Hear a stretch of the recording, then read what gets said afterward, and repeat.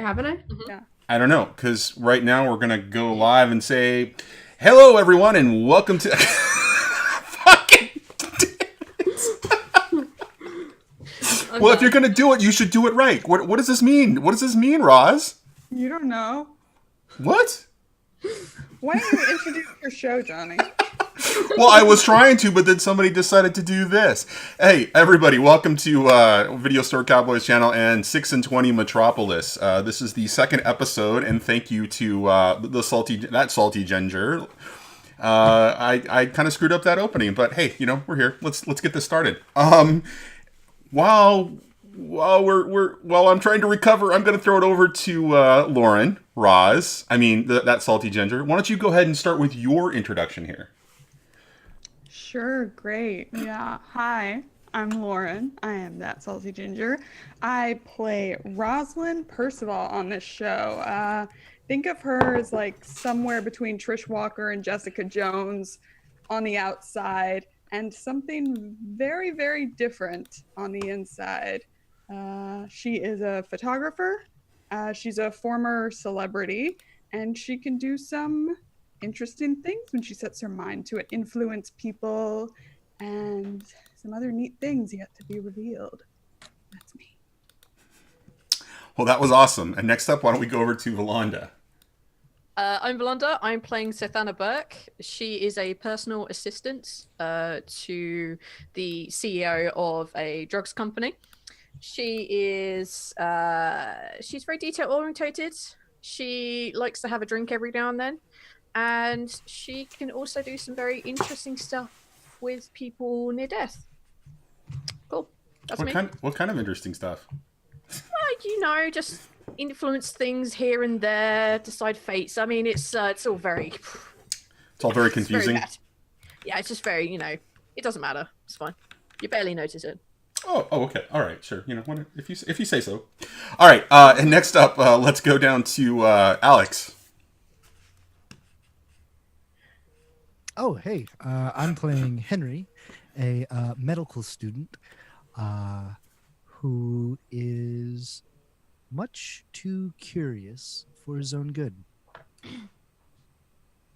I feel like there's a story there. Can we find out that story this season? Well, we're going to have to see and find out. Is this Mythos a cat? Yes. You caught me. I am my mythos is Grumpy Cat. Meow. Yeah, cat. All right. Last but not least, let's throw it over to Sam. Hi, I'm Sam. I'm playing the character Charlie. She is blind and can also fight people. And we don't know much else about her yet. Yet. All right. Excellent. So, with all of that set up, guys, couple other things, quick announcements. This is 6 and 20 Metropolis. This is one of 3 shows that we run during the week. The Tuesday crew here who needs to start working on a name. They need to come up with a cool name because I know that the Thursday crew is really kind of, working that those numbers. Oh, yeah, I know. We have a name. Tunnel Snakes? No. Nope. Rosy Cheeks? Okay, I got it. We're the Doozies. That's it. Sorted. Wasn't it Mistful of Doozies? Was that what we were going with? No. Mistful of Doozies. No Yeah. one knows what you're talking about. Nobody listening knows what you're talking about. That's They'll not find out. It's fine. It's fine. These guys got it. That's all that matters. I'm gonna defect. You're more than welcome to do that, but then somebody's got to come over here. Maybe I want Greg over on my show, and you can go play with Mike for a while. We don't need sexy Geppetto. No one knows they need that until it exists. All right, well. So with that, this is the first of 3 shows. The next tomorrow night show is over on UnMadeGaming at 5 p.m. Pacific, 8 p.m. Eastern, and then of course there's Thursday night over on NotSoSpeedRuns. All 3 of these crews actually adventure in this shared sort of setting, world kind of a thing, and that's the basic premise of what we're doing tonight. One other quick announcement. My bot isn't up, so I'm not streaming off my normal machine. So some of the things that I would usually be able to do for the show, like, have shout outs in chat, that kind of a thing, that's not going to happen tonight. Those things will start next week when I'm able to get back onto my machine. And with that, I'm going to mute myself. I'm going to cough, and then we'll get started. And I'm going to point out that that Lauren is playing Sathana. Yeah. And Vol is going to be playing Rosalind. You know, there's a funny thing about that. Somebody actually decided to turn off their camera, and it really messed things up. Not saying whoever. I have no idea what you're talking about. Yeah, exactly. All right. And without further ado, guys, let's get back into this. All right. Previously on 6 and 20 Metropolis, we open on Rosalind snooping around the scene of a crime in the city's main branch of the public library. Grabbing another not-so-innocent bystander by the name of Charlie, they both work their way inside to find an unusual crime scene. 3 dead bodies flung to opposite sides of the room. Inside, we find Henry working to help the medical examiner investigate the scene. It turns out that the 3 workers are actually employed by a local pharmaceutical company. Sathana, a representative for the company, is called in to verify the identities of the bodies, but everything seems off. When Roz and Charlie decide to exit the scene and follow a suspicious person, they discover that the Alley Cats, a local street gang, are involved. Henry, taking a different path after leaving the medical examiner's service, follows a trail of another set of unusual circumstances behind the main library building. Now, with Henry following one lead, Sathana finds herself wandering the streets and ending up at a local night spot called Xanadu. Inside, she finds quite a lively scene, and sitting at a table, Charlie and Roz. And so we'll fade into the inside of Xanadu. Sathana, you are overwhelmed with the sights and sounds and circumstances of this particular place. It is there is wonderful big band jazz music coming from the bandstand off in the corner. The smell is of great food and drink. The setting is loud but not overwhelming, so that it drives you nuts. And there is alcohol everywhere. It's kind of flowing. There are servers kind of moving around, and the bar is well stocked, you can see. And so as you're kind of looking in and kind of assessing the place, you look over to one table sort of in the center of the room, and there's Roz and Charlie just kind of sitting there having a drink. Roz, what are you drinking? God. What are we gonna go with for Raw? Something ridiculous. You know what I really like? I really like frozen pomegranate mojitos. Frozen pomegranate. Can I ask you a question about that real quick? Yeah, why not? What is there a reason that you chose pomegranate? No, Okay. actually. All right, because it's in reference to something else, so. No, I know what it's in reference to. Okay, I was just very curious. All right, Charlie, what are you drinking even though you're only 18 years old? Whatever Roz handed me. Oh my god. Roz, what did you hand her? We got 2 frozen pomegranate mojitos.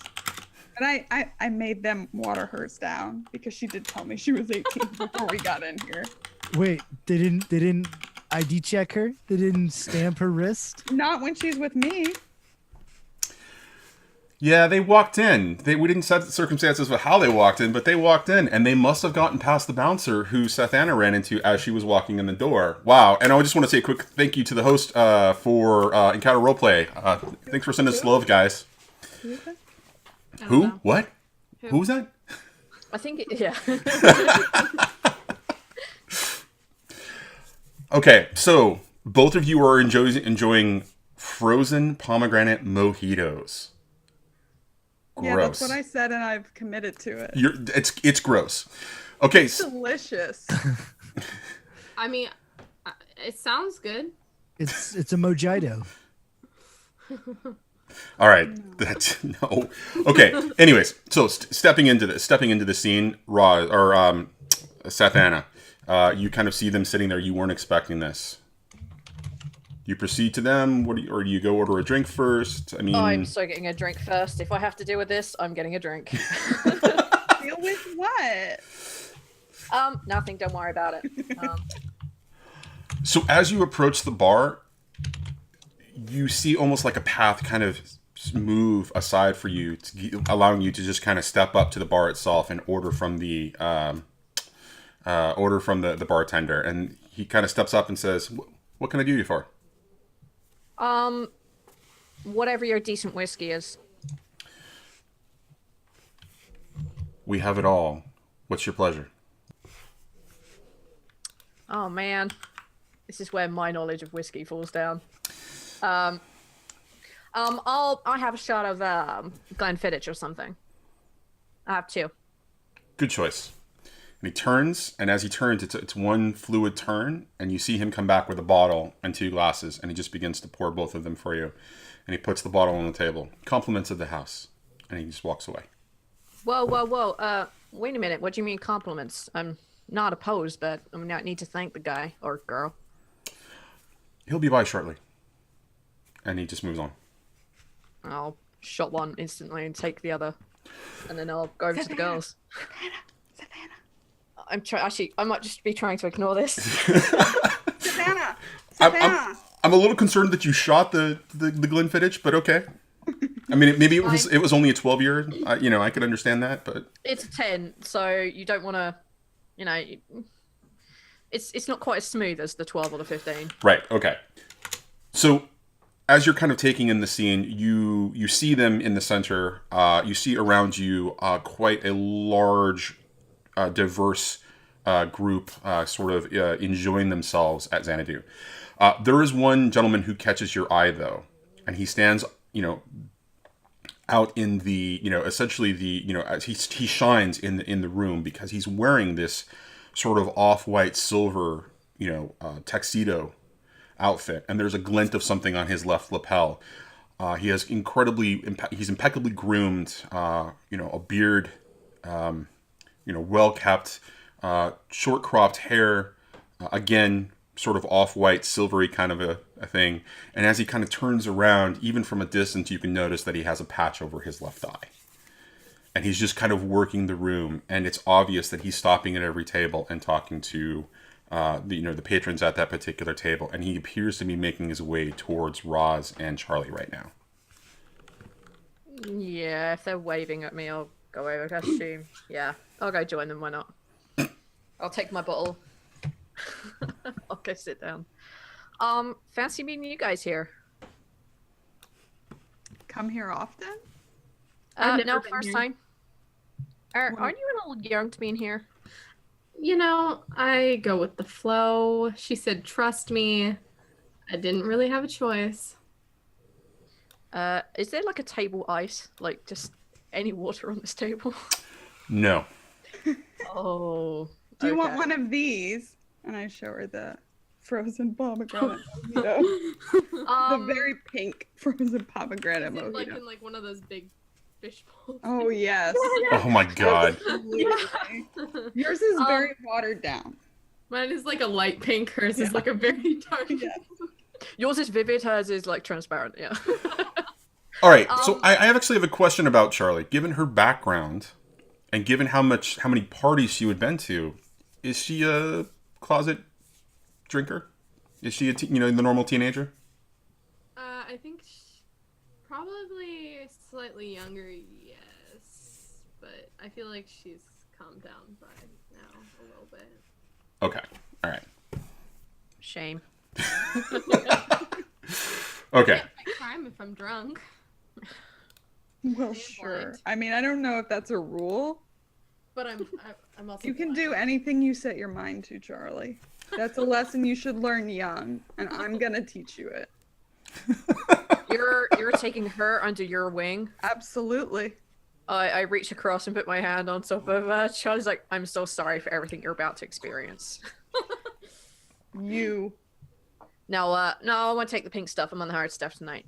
Did you want to look at those pictures now of the chest? Maybe not right here. And she looks around at the club, like, maybe when it's daylight hours. I don't want to be put off my drink or have to drink more because this one's free. She indicates the bottle. Ooh, who got you that? I have no idea. But I'm not going to say no. It says compliments to the house, so I assume whoever is in charge of this joint. I mean, I've never met them before. Ooh, I want to look around and see if I can figure out who. Well, as she says that, and she says the compliments of the house, you hear the house. Well, that's me, and up steps the gentleman in silver. And so for Sethana, you get to see the additional details of him, and for Charlie and Roz, I'll describe him again. Impeccably dressed gentleman, late 50s, potentially early 60s, well-groomed beard, well-groomed hair, very short, patch over the left eye. And then there you see the silver emblem that is on his lapel. It is quite a large silver ornate spearhead. And he kind of looks in and says, "Ladies, welcome to Xanadu." And he looks at Charlie. "Aren't you a little young?" Everyone always says that about her. I don't see it. I'm like 42, man. Oh, Charlie. Okay. Lesson 1. Well, I'll be completely honest. I only run the place. Actually, Mr. Xanadu was here the other night, and I just wanted to make, I just have to check in to make sure that, if the younger crowd comes in, that they're not being served alcohol here. So that's non-alcoholic, right? And he kind of looks away for a second. No, it's mostly slushy. I reach over and take her drink and just take it in one and put it down in front of myself. No, she was just holding it for me. All right, and he kind of looks back. I see you got my my order for you. That's wonderful. Yeah, I'm a little confused actually. Why? Not that I'm complaining. This is a pretty good brand, but I'm just confused.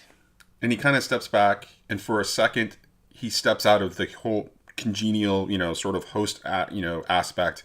And you see him step back for the first time, and something about him becomes familiar. And he looks you up and down, and he says, "You remind me of an old friend. And I just wanted to pay that old friend some respects."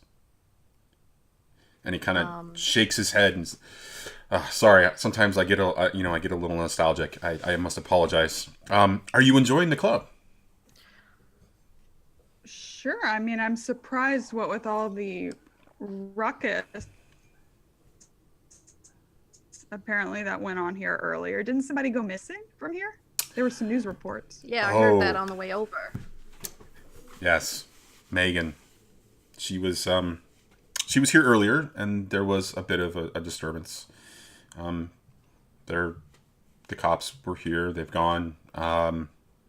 She's a regular though, so we are concerned. Her and her sisters are. I'm quite fond of all of them. But, yeah. How do you know them? Are you involved with their company? Pandora's Delights are one of the things that we actually serve here, yes. If there's anything that you'd like, we have all of their sodas on hand. We have some of their attempts at alcoholic drinks, although it's not what I'm more of a Scotch man than anything else, but... Wait, are the mojitos one of theirs? You did order the pomegranate mojito, didn't you? Yeah. I don't really recommend any of the frozen drinks that we have. Next time, ask me, and I will be happy to just extend you. I would love your personal recommendation. I recommend the cucumber vodka, mixed with anything. If you like it with a tonic, you like it as a martini, just anything with our cucumber vodka. What's your? You see Anna just like roll her eyes as she's drinking this, like, oh. Okay. What is your favorite, and what is your name? Oh, I'm sorry. Everybody around here calls me Mr. Gallows, and he extends his hand to shake your hand, Roz. Ooh, I shake it. And as you shake his hand, there is this moment of almost like a mutual passive energy, and you feel your mythos awakens for a second, so sort of like just shocked into full awareness, and you get a flash of a second of a battlefield, and you see this older gentleman in a fight on that battlefield carrying quite a large spear, and it flashes and it's gone, and he looks at you and he smiles and he takes his hand back. Now, what was your question, Satana? I was about to say, if he's reaching across to shake Roz's hand, do I notice anything more about him? Like, do I sense anything? Do I see anything about him that is either familiar or would like basically tick off any of her mythos? The more the mannerisms that he exhibits, there is something familiar about him. There is something that you just can't place your finger on. It sort of tickles that back part of your brain, and it's not really your mythos so much like awakening as it's just like there's something there, you're not sure what's going on right now.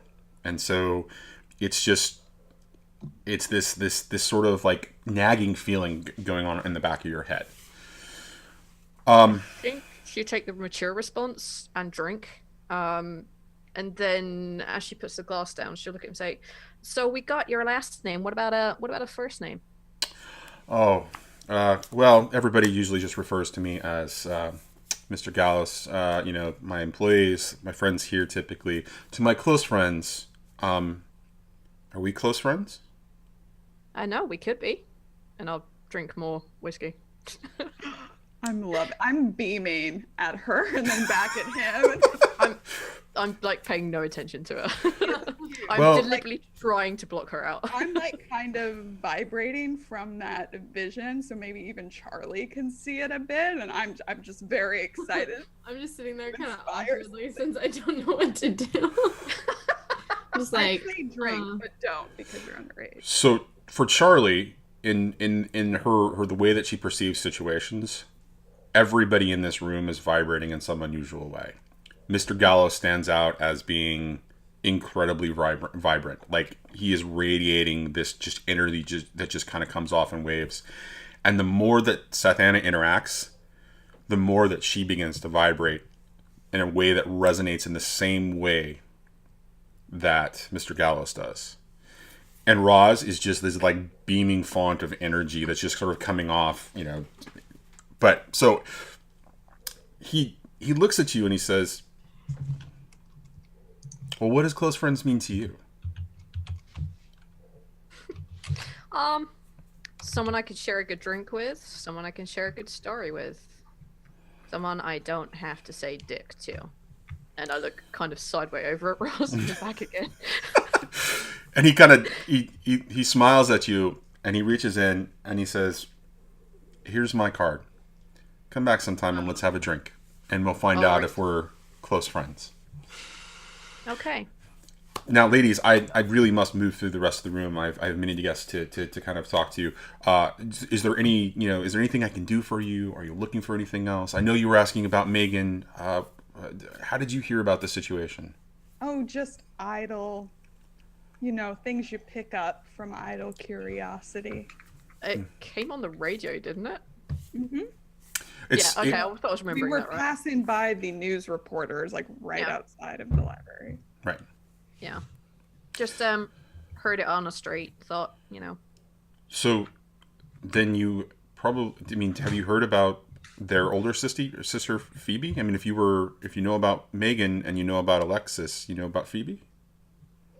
We do, but we didn't mention Alexis, right? No, we didn't. And he kind of smiles. It's okay. I know where you were tonight. Then you probably know why we're here. Well, at least why I'm here. I thought you were here to drink. I am. I assumed am. that you were here to drink, given, when you walked in, you looked thirsty. And anytime a friend of mine looks thirsty, I usually extend a drink.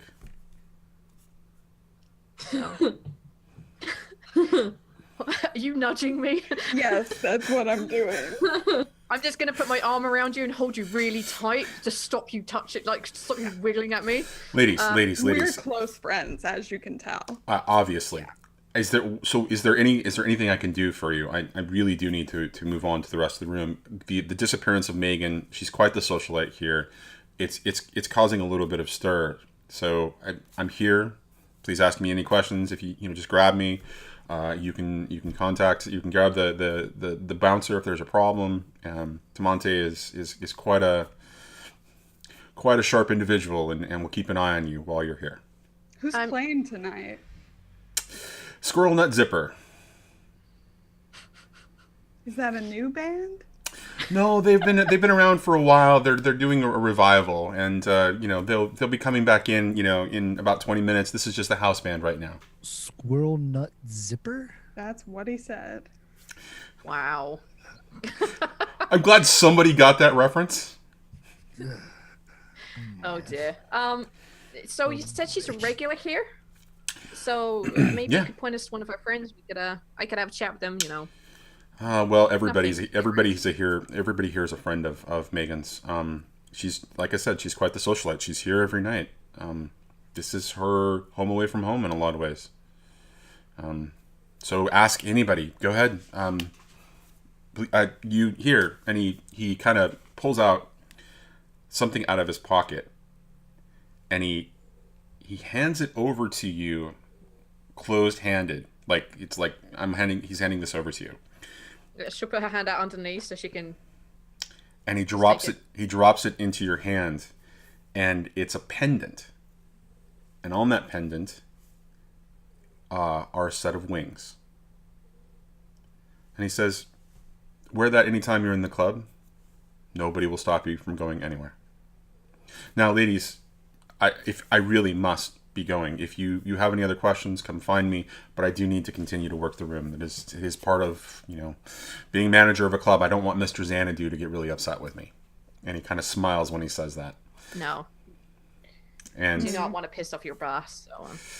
Yeah, he's quite young and impressionable too, and he makes a lot of trouble. So I just want to make sure the next time he comes in that things are good. And again, big smile on his face, as if there's some sort of inside joke that you might be missing. And he says, "Okay, great. If nothing else," and he begins to move on. Seth Anna. That Roz was a lot. Well, he did buy me a bottle of booze. It's only right to ask questions occasionally. And I'm just going to put the necklace on and tuck it into her shirt. Okay, so you're never going to believe this. Me and Charlie chased down some gang kid. It was awesome. I'm going to look over at Charlie and look back at Roz. It did happen. Okay, I'm going to ask, and again, I have probably topped up my whiskey at this point. How? I'm really good with my walking stuff. And I can be very, very persuasive. You can be something very, very, my dear. Drink back and just lean back. Wow. Someday, huh? Yeah. Yeah. Okay. Yeah. Mm-hmm. I'm sorry, I didn't mean to interrupt. Do you want to finish your thought? I'm gonna pull out the camera anyway, even though she told me not to. And I want to start kind of just exchanging all the information that we got. Okay. So that we're all working with the same set of knowledge. Like Okay. about the foot and all that. I part way through when you start mentioning something that's like, oh, that's a bit weird. She'll probably pull out her PDA and start typing in the odd notes here and there, just important names and places and stuff. The later we go, the less legible the notes become. So eventually, it just becomes what the fuck, Roz? WTF, Roz? WTFR? T. Oh, that those delivery boys were named Reggie and Carl. And Carl. And what they're supposed to be up to, and that someone from the Walker Foundation wanted to get into the library tonight. So, the more drunk she's getting, the less sense this makes. So it's kind of so Carl from The Walking Dead is doing what now? No, Carl, not Carl. Just Carl. Carl without an O. Right. Let's Let me continue to see do your that. notes. I feel like you're not getting No! For sure. And like, look, okay, I'll put this down and I'll keep drinking. All right, we're going to cut to Henry. Because I have a feeling this is just going to digress into some craziness. Okay, so, Henry, you're at the top of the building. Previously, you were chasing somebody that you saw on top of a building. You did this really cool thing where you did sort of like a weird sort of, growing vine Spider-Man thing climbing up. And as you got to the top, the person waved at you and jumped down the other side and made their way to a car and disappeared. A car drove down the street. You were able to catch some details about it, and it looks familiar. The logo on the side looks familiar. You think that you might have seen the same logo at the scene of the crime, back in that corner where the third victim was. Okay. Am I able to follow this car? Or How fast do you- is this car? The car is slowly beginning to take off down the street. They're not concerned that you're going to follow them. So if you are going to do that, I'm kind of curious how you're going to approach that. Well, he would start running towards the edge of the building, kind of getting an idea of the distance between building edge to building edge, and if it's something he can jump, he would just jump it naturally. But if it's something that's a little beyond his reach, he would cause a thick vine to latch onto the other side, creating somewhat of a bridge or something that he could kind of tightrope walk across. Okay. So there is the buildings, buildings in the immediate vicinity. You're definitely able to jump over. But by the time you get to what looks to be a main street, sort of a throughway, like a four-way street, there's definitely a distance of about 50 feet between you and the next building. So in making that tightrope, let's have you do a roll of some kind and figure out what that's going to be. We'll do change the game. Okay. I feel like that's like he's doing something that is against the laws of physics. Sure. A giant thick vine does not just sprout out the side of a building. Right. So we'll do change the game. We will do evasive footwork to kind of jump across the buildings and walk across the tightrope. We'll do obstacles from the expressions to create it. And then we'll do ebb and flow. He's looking. Yes. He's looking for good anchor points. Like even if he has to go because it's 50 feet, he's not going to throw the vine 50 feet. He'll probably throw it to the nearest street lamp, go over to that street lamp, and then throw it to the building. Right. He's going to look for points that he can toss that out at. Okay. And let's see. Nice. Okay. So, let me make sure that I was supposed to fix this over the weekend. Did not happen, guys. Sorry about that. So, that's Henry's roll. You got a result of 8, so that's a mild success. 3 juice, essentially, because to your power. So you can spend him for the effects. So why don't you look at the effects on the move and tell me what you'd like to do. Let's see. Create summon new object or being with one tag of your choice. He's going to create a vine bridge. Okay. And I feel like the best way to do that is he's going to create a vine bridge, one to a street lamp. And then he's going to go over he's going to cross the vine bridge. That'll be 1 juice. Okay. Second juice is doing from street lamp to building. And that'll be another juice. Because I feel like, it's not going to be one continuous thing. He throws it, walks over, and throws it again.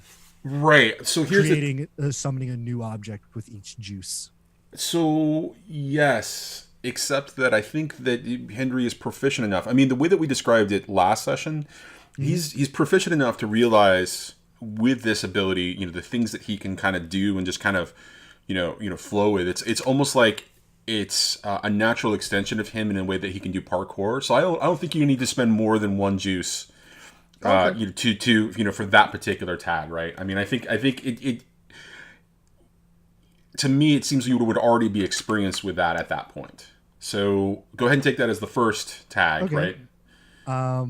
Can let's see. Inflict a tier 1 status.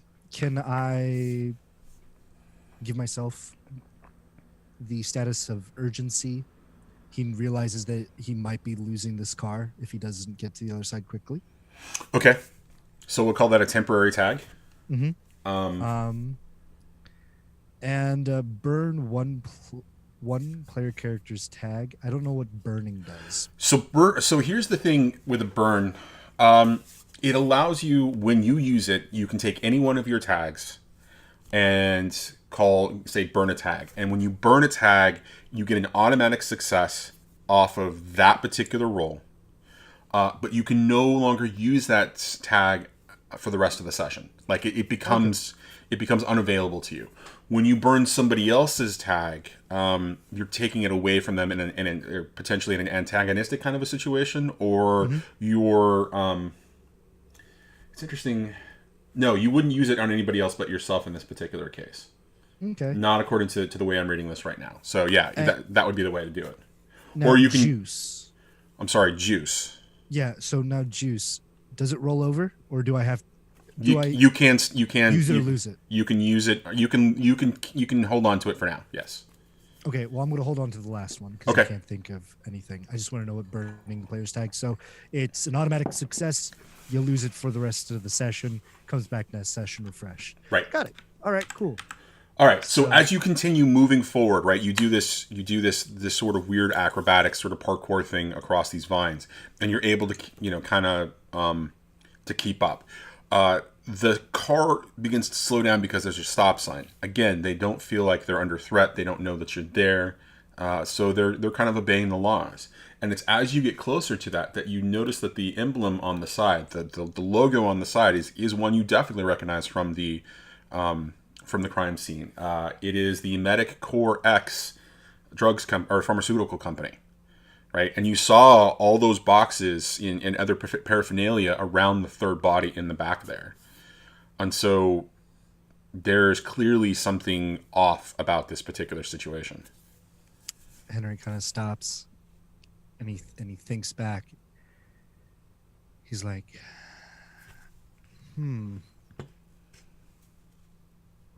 wasn't there somebody who was represented by Medicor X at the crime scene? And he smirks and he pulls out the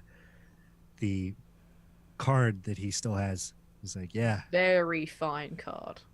very, very beautiful card. Is it sort of an off-white with like an eggshell sort of shimmer? Is it embossed? What's the font that's on it? It's magnolia, because we're making this look classy. It's a very thick. It's a very high GSM on it, and it's partially engraved. So like the gold leaf, creating the border is like embedded into the edge. So it's like a slightly, but the words themselves are embossed, and they're in this beautiful silver, like almost like hand calligraphy. It has her name and the name of the company, and the logo in the bottom right hand corner, which is a pair of wings around a star. Henry pulls out his cell phone and he calls the number at the bottom of the card. Phone's ringing, Miss Athana. How drunk are you this time? I'm probably. It depends what time it is. Well, I don't think too much time has passed between when we started with you and where Henry was in the last situation. So I imagine that this is probably just in the middle of when you are starting to exchange information. Okay. All right. I assume I don't recognize the number because I don't have it. Excuse me, guys. How loud is it in the club? It's loud enough that Like, taking a like- call in the club would probably be uncomfortable for the person on the other end. Yeah, I'll flick it. Hang on a minute. Excuse me, Seth Anna speaking. Give me a moment, and I'll go outside out the front of the club, I guess. Okay, real quick, Henry. Do you stop pursuit at that point? Yes, because he got all the information he wants. Okay. He wanted to see that logo. He doesn't care about the person inside of him, inside of it, because the person just was watching him. Really. Okay. So, he just wanted to kind of get a direction of where they were going, and at least catch a glimpse of the logo. So he speaks into the phone. You have a very interesting company that you work for, Miss Sathana. Yes. What can I do for you? Who are you? Yes. My name is Henry Windsor. I was the medical student. Yes. You're the Yes. overly cheerful medical student. Right. I've got that written down somewhere, and I'll open my PDF. Yep, that's me. That's me. So what can I do for you? Yes. I was just doing some more triage around the Triage of dead. library. Yes, they are dead. All life must come to an end sometimes, but that doesn't mean that there isn't anyone hurt. I followed the tracks to make sure that nobody was outside harmed in any way.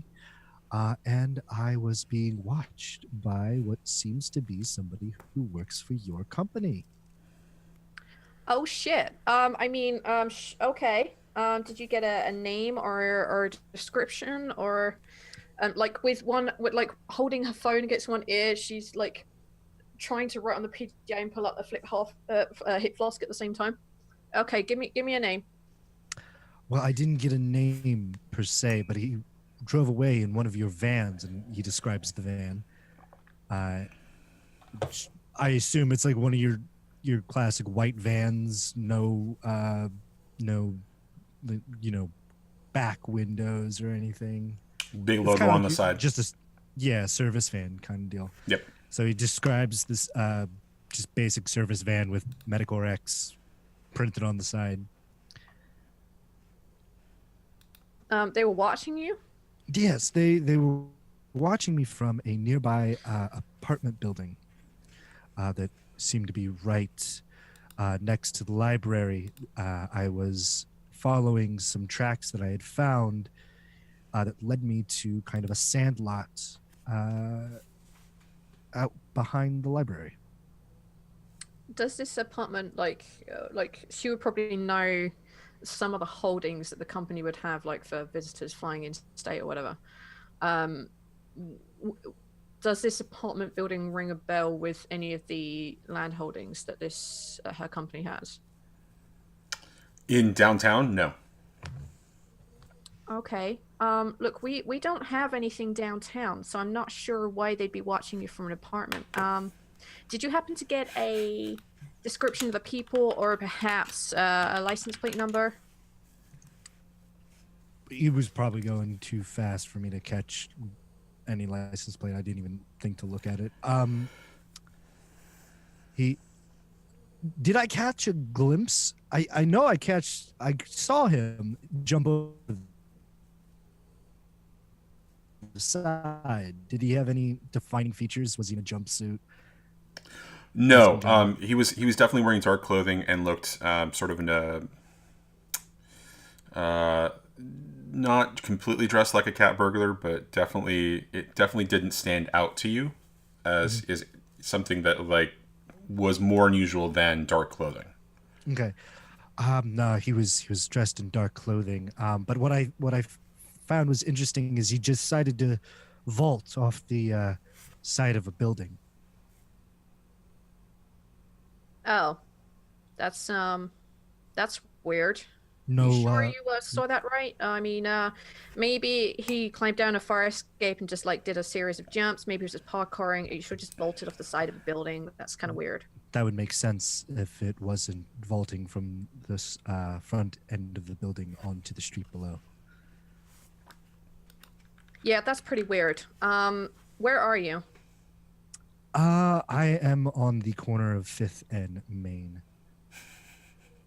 Okay. Can you stay there? I'm gonna check out what's going on. I need to get some details written down. Trying to figure out what's going on at my company. Yes, of course. Take your time. I'm just going to sit here and enjoy the wondrous night. It's a Henry, beautiful has night. anyone ever told you? I'll be there soon. She decides against saying what she was. Close the phone up. Go back in the club. How much of this whiskey do I have left? I don't know. How hard have you been hitting the bottle? I mean, it is a bottle of Glenfiddich 10-year or 12-year. I mean, it's a normal kind of a whiskey. So how much would you be hitting there? Like that much left, or? Yeah, that's about right. All right. I decant what I can into one of my shittier flasks. And I can't really take the bottle. Look, guys. Raz, if you want to come, there's been a little bit of a development. It may not be of massive interest to you, but I got a call from that medical examiner student guy. Said he saw some weird stuff going on. I guess you've come and found me on the dance floor where I've been chatting up some folks for some info. Did you leave Charlie just sort of hanging out there? No, with... Charlie is definitely with me. I Yeah. dragged her along, as I would always do. I'm protecting her. I see that. Charlie, are you playing up the blind aspect, or are you... Oh, absolutely. I'm like trying to dance, but I keep bumping into people. Yeah.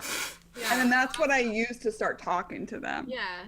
Oh, I'm so sorry. She just, I wanted to take her out. The music's a lot in here, so it kind of messes with her sense of coordination. Hi, I'm Roz. Okay, so it sounds like what you're trying to do is a little bit of an investigation. Yeah. So you're going to work the crowd to get some more information. Yeah. Okay. So it sounds to me like a roll, then. Let's go ahead and do a roll. I mean, rolling? This is a situation where I think it's... Okay, yes, shush. Okay. It's really about the amount of information you get. Not that Yeah. you're not going to get information, right? Yeah. So I would think that I could use preternatural luck just to kind of find the right people. Okay. Persuasive aura to get it out of them. Okay. Maybe sundry contacts if there's anyone I know in here from any of the work that I've done. Is there a way I can assist? I was just about to look at your character sheet to see if there's a tag. I can sense the finest detail and filter out noise. So, Yes. like I could filter out. I could bump into the right people if I overheard them talking. Okay. Oh, she's wingmaning for her so hard. She'd be like, she's wearing this perfume. Yeah. Compliment him on this. All right. Ultimately. I think I can, yeah, and so I will accept that instead of the other thing that I might have been able. Yeah, I like this. Okay. Because So if I really have to impress somebody, I'll do what I have to do. you'll do what you have to do. I'm very curious to just find out what that actually means. So the weakness tag, unsatisfied serial dater. Yes, Johnny. Does that come into play because of how you're approaching the situation? You're so incredibly social. Is there a little bit of that kind of factors into the conversation, or is this really just Roz being, sticking to the, putting her nose to the, essentially to the ground and figuring out what's going on? Oh, I really wish it was, Johnny, but I'm going to accept the weakness tag. Okay, fair enough. All right. Okay, so we've got. Okay, what do I press burn on here or roll? I press roll. You press roll unless you want to Okay. burn one of your tags and get an automatic success. No, I don't. Okay. Okay. So, persuasive aura, the weakness, sundry contacts, and an assist from Charlie. That's Okay. correct. And then investigate. Here we go. Roll well. RNG, hope to your friend. 9. All right. So, mild success. Yeah. You get 3 clues. 3 clues. 3 whole clues.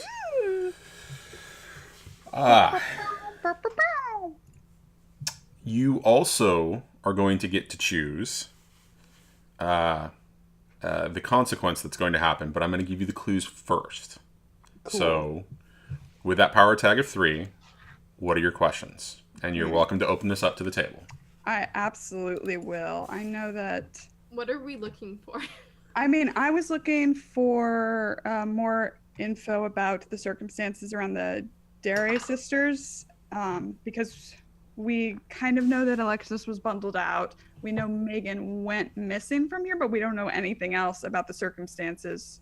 So I was thinking of getting if there were similar circumstances, like anything that is the exact same from all 3 things, maybe. I know I wanted to know more about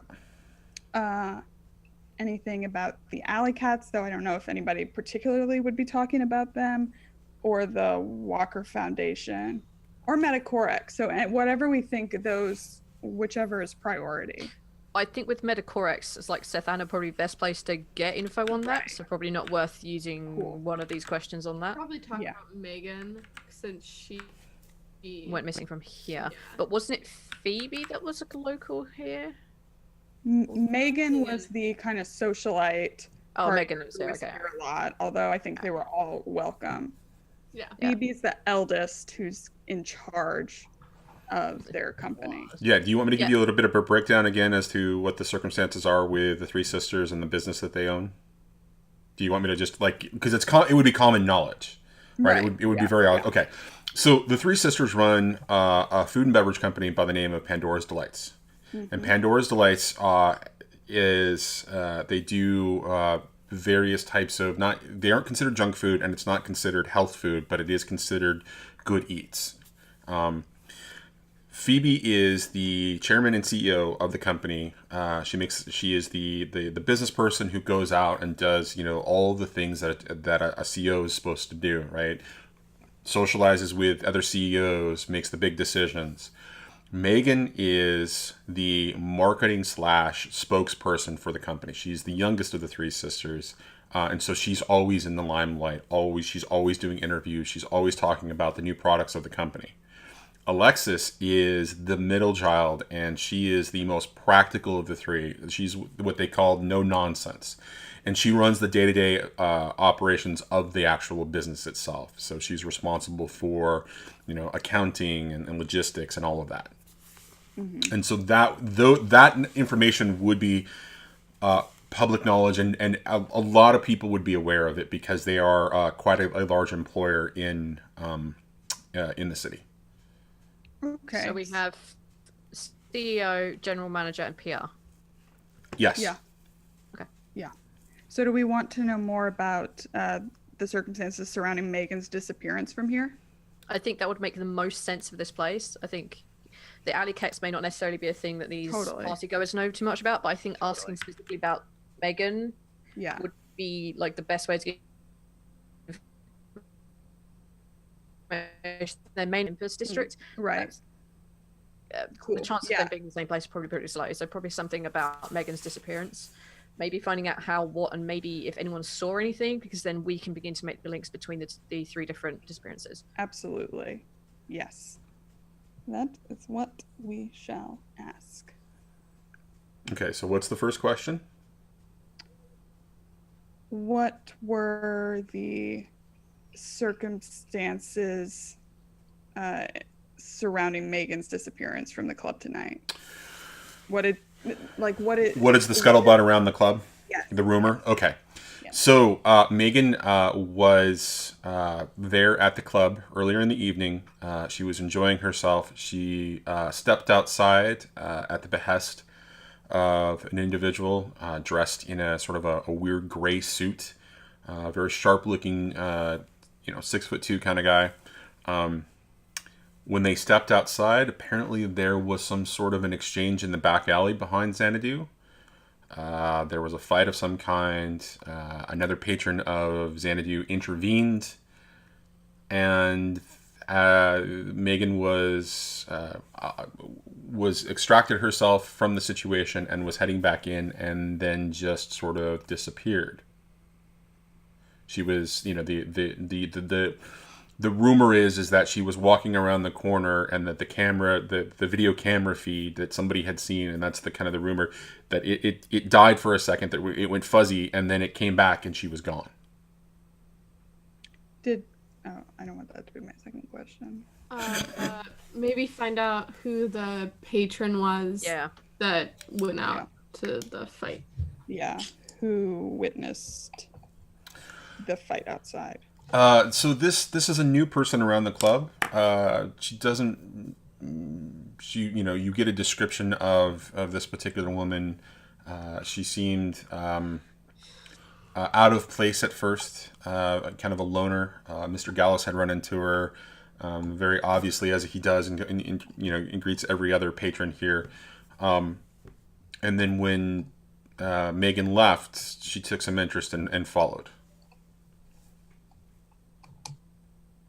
And the description that you would get is that of Ginger's character, Flora. Mm-hmm. Sorry, other Lauren. However you want to describe it. I don't know. It's Flora, essentially. Yeah. And then you've got a third question. I'm really curious about... I don't know if we're going to get anything about the Walker Foundation here. Yeah, I don't think we will. Yeah, I think we'll have to do something else for that. Anyone have any other ideas for stuff going on here? Just as a meta step back question, just to clear up my notes, were the girls taken at the same time? That has not been determined, or that has not been. Nobody's correlated that information yet. Because we can roughly work out when the thing happened at the library, right? Mm-hmm. When that took place, maybe you could try and link those. Yeah. Whether it would then lead to an idea, either they were taken by an organization all at the same time, or someone has gone around and taken each of them individually, which means it could be one person with three or one big group. You know, either it would help us narrow down what happened to them and what kind of organization may or may not be involved. So what time did the library thing happen for us? The library thing happened around 10 p.m. in the evening. Okay, so let's find out what time this happened. Yeah. So that's Alexis, When right? did Megan disappear? And which sister disappeared from the library? Alexis. Alexis. So yes, when did Megan disappear from Xanadu? You asked when Alexis disappeared. That was your third question. No, that's us correlating. Yeah, that's like when that happened for us, not us. Yeah. Okay. We were like, all right. We I'm just were making there. sure. I'm just making sure that you guys you're thinking about that. That's us like figuring out when this happened for us, not us asking the patrons here what happened at the library. Okay. All right. Yeah, I'm just making sure that you guys are clear on that, right? You've got one question left. So make sure that you phrase it in a way that gets the information that you really want. Mr. MC. Okay. Oh, I'm sorry. Am I giving you flashbacks of Greg? You know, he and I kind of call. We have to get on a phone call, and we talk about it. We talk about how we're going to get under your skin. When did Megan disappear from Xanadu? What time? Sometime around 10:30. When did we get the separate again meta, because we would have had this coming back. When did we hear that Phoebe disappeared? As you were leaving the scene of the crime at the library. When was that? probably. I'm not answering that question. Damn it! Actually, to be fair, she was probably beginning to get sloshed at that point. She probably doesn't remember. That's fine. No, we know that it was afterwards because There should be There should be something indicating in the description, generally, of how you guys left, around what time it was. What was going on? I'm gonna spoon feed this to you guys. What was going on right as that was happening? Like, what was that? Yes. as we were leaving, There was a news. Yeah, there was like a. Phoebe's gone missing from Olympus. Yes. What typically happens? When does the news typically go on? The 11 o'clock news. Thank you. It's I mean, 9 that's or what I 10 was here. assuming anyway, without you being so patronizing. We have 10 o'clock news here, so that doesn't count for me. We do too, but that typically, typically people think of the 11 o'clock news. I don't know. I'm sorry. I apologize. But I just wanted to give you guys that information anyways. So, right. 11 o'clock news. We just wasted heard at 20 11. minutes on that. Right. All right. Okay. All right, That's- so they were each taken at different times. So I feel No, because like we got the news reported at 11. It's not the same as it happening at 11. That's true. So it could have been happening at any point before. I mean, that. it was. Right. And if it wasn't on the 10 o'clock news, Oh my it had goodness. to have happened before then. I have to do so much So- timeline tracking in my life. Okay. Anyways, so you've got the information and you've got Henry on the line. With all of that, yeah. okay. So with all of that happened, now comes the consequence, and I'm going to let you choose the consequence because I think this is where it gets interesting. Okay. So because you rolled a 7, because you rolled a 9, that means that you get to choose one of the following circumstances. I typically would be allowed to choose, but I'm kind of curious to see what you would do in this particular situation. Okay. Your investigation is going to expose you to danger. The clues you get are fuzzy, incomplete, or part true, false. Or whoever or whatever you're asking has a question for you as well. Ooh, the So- last one- Matter. the last one's fun. Are you single? Perfect question. Yeah. You had serial like unhappy date or whatever it was, wasn't it? Well, so that was a factor in it all. But the reason I'm asking you to choose is I really want you to set the consequence in this particular situation. What's going to happen? What's going to happen for Ross here? Is it really you want somebody to ask you a question? Because it's not. It's probably not going to be the serial dater kind of thing coming into play here. Oh no. I Do I know what want- it could Do be. you- what do- what- Yeah, yes, Sam.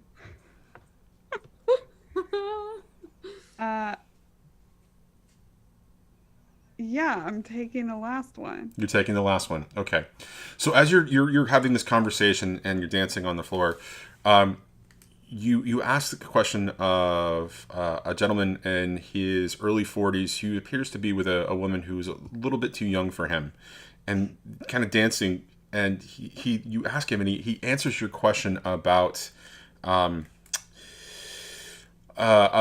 circumstances around who or who was it that followed Megan out the door, and he kind of looks back and says, That's very interesting. I'm a little surprised. Are you an investigative reporter? Is there something? Are you looking into this? Is there a reason that we should be concerned? And he starts to panic a little bit. Oh, no. Just, club gossip. Everybody's talking about it. Club gossip. Nothing. Everybody is talking about it, and there's a lot of concern. Megan is a good person here. If you know something, you've got to tell us. And he starts to reach out to somebody and says, "Hey, Charlie, come here," or "Hey, hey, Peter, come here. This woman's talking about Megan. She's got some information. What can you tell us? What's going on?" And the vibe around you begins to change a little bit as all of these people begin to kind of notice that you're investigating and that you're talking. You're standing out as a beacon. Oh, no, I don't like it. I want to extract myself from the situation. Well, so there's a moment where they're starting to have a conversation, and Charlie, you're sensing a lot more frenzied activity as word is beginning to spread around you about somebody's investigating Megan, and they're asking questions here. Yeah, I'm gripping your hand really tight right now. Oh god. Can I distract the situation by fainting? That works really well for us. because I'm blind and the music is too loud and it's getting too Are you sure loud. you just don't want to go get help? No, we're not getting help. We're not doing get help. Okay, We're not doing get help. I just want to make sure. No, it works really well all the time. I love it. I'm gonna faint. All right. I'm gonna catch her. So is that a change the game? Is that Take a risk? Like it's risky to fall? I don't know. Change the game maybe then? maybe it's a convince, talk, threaten, or no, not seduce. Yeah, let's call it a change the game. All right. Let's do it. Uh, I'm absolutely doing get help. I've done that. I'm doing it. We'll do it. I can help you because I have a persuasive aura. Well, so the crowd is beginning to kind of move around. Charlie, you're gonna what tags here apply to your? I'm looking. Trouble to win. That's our new. How We need about- to make a tag for that. I'm going to. I have the tag fear is a weapon. People would fear for my life because I have fallen over. That's correct. That Um, works completely. I have outgoing agility, so I won't hurt myself when I fall. Okay. Can I use perfect short range target as the floor? Sure. I guess. Like, I mean, really, it's not. I mean, yeah. Okay, I'll use 3. All right. Hold on a second. Yes. You're gonna have a weakness tag though. Okay, probably exposure or. Exposure. Yeah. You're attracting your attention to yourself. So. Oh no. Oh god. Okay. Can I help her? Yeah, with her aura. Oh yeah. Sure. Yeah. For The level. inspiration aura definitely applies. Roll it. So now I'm backed up to 3. Okay. Let's roll this. Change the game. 8. 8. I think 6. that's fine. Yep. So, things, you get exposed. People are starting to crowd in around you. What are the 3 things that you do to change the game? So you get 3 juice for your 3 tags. So, looking at change the game, what do you want to do? So, a story tag is probably one of the things that you want to do here because it will change. You can change the circumstance of distracted. Yeah. For the crowd. I'm gonna distract the crowd by my fainting. Okay. You could. I mean, you can. You don't. I mean, you probably could compile that together and give you, a distraction, or you can save the juice as Henry did. You've got 2 juice left over, and that distraction is enough for the 2 of you to kind of extract yourself as Seth Anna kind of walks up. Yeah, I'm just gonna save 2 juices and just kind of faint, and then have Roz basically like take me outside, being Make like, a path. If I'm walking in as this chaos is Mhm. going off, oh my god, guys! yeah, and I'm like holding my like walking stick, and if anybody's in our way, I'm like still like kind of like fainted over, but I'll like whack them with the stick and like. I just think like if I see them coming over, I'm just gonna roll my eyes. It's like, okay, guys, make an error, let her through. She needs some air. This is clearly too loud for her. She's overcome. Come on, she's only a little one. Move out the way, seriously. Go about drinking and such. Continue dancing is what she would have wanted, right? Yeah. And I'm gonna hold up my hip flask, and like drink more, and then help them out. Let's get the hell out of here. What the hell did you do? Oh, I was just myself. Oh well, that explains everything. Okay. And so, as you're stepping out the front of Xanadu, Tamonte, the bouncer, kind of looks over at you and says, "Hold on," and he looks at Seth Anna for a second. And behind the glasses, you can see his eyes kind of crinkle a little bit, and you see a big smile on his face. And he kind of looks at you for a second, and he focuses in on right where the medallion sits, under your shirt on your chest. "We'll see you Hey. around, little sister." And he begins to move back into taking care of the crowd. Her face is up there.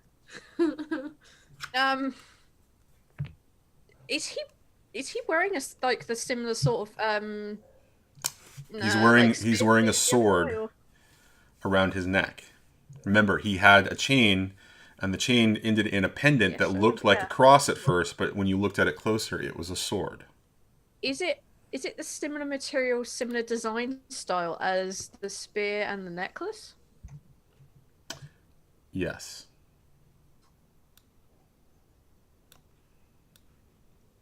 She will probably store that, like, literally as she's explaining to these guys that they're going to go meet Henry. She'll probably write that in her PDA, because I think she's at the point where she's going to start forgetting stuff, so she's going to write it down just as they're heading off to wherever it is that they're going to meet. Is it, which is like 5th and Main? 5th and Main. I don't know how you guys do that stuff, so 5th and Main. Cool. All right, so we're going to cut back to Henry, kind of just sitting. Are you still up on the building, or do you come down to street level to be able to greet them? Oh no, I'm up on the corner of the building. I'm just kind of like standing on the corner of the building. I'm just kind of like breathing in the brisk night air.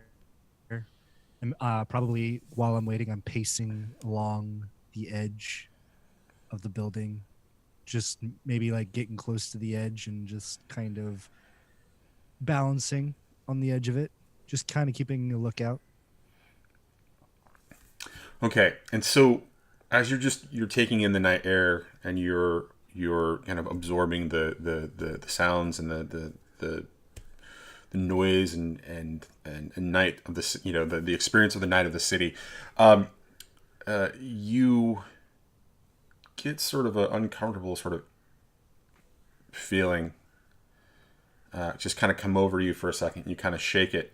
But you look down and you see that there is a young girl dressed in what looks like street clothes, fatigues, or like a green, sort of army jacket and jeans and tennis shoes, and she's kind of looking up and talking at something, and all you see her is just kind of talking up to something, but there's nothing with her as she's walking by.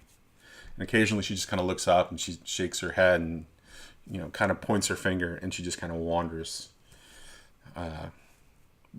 towards the center of downtown. And as you're just kind of catching the last glimpse of her, you see a car begin to drive up. And whose car are we seeing? Who are they driving up in whose car? The three of you. I'm not driving. I'm way too drunk.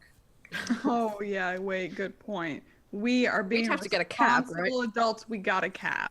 Okay, so you see a cab come around the corner, and Roz, We're not Charlie. encouraging drunk driving here. I'm not implying that you're encouraging drunk driving. All I'm just saying is that there's driving. Or blind driving. Yeah, I'm not do that either. I feel like I would do extremely well. Excuse me. You probably would, but we don't know that. I don't know that. I know it. And I would wink at you, but you wouldn't. Okay, so a cab comes around the corner and the three of you step out of it. Stumble.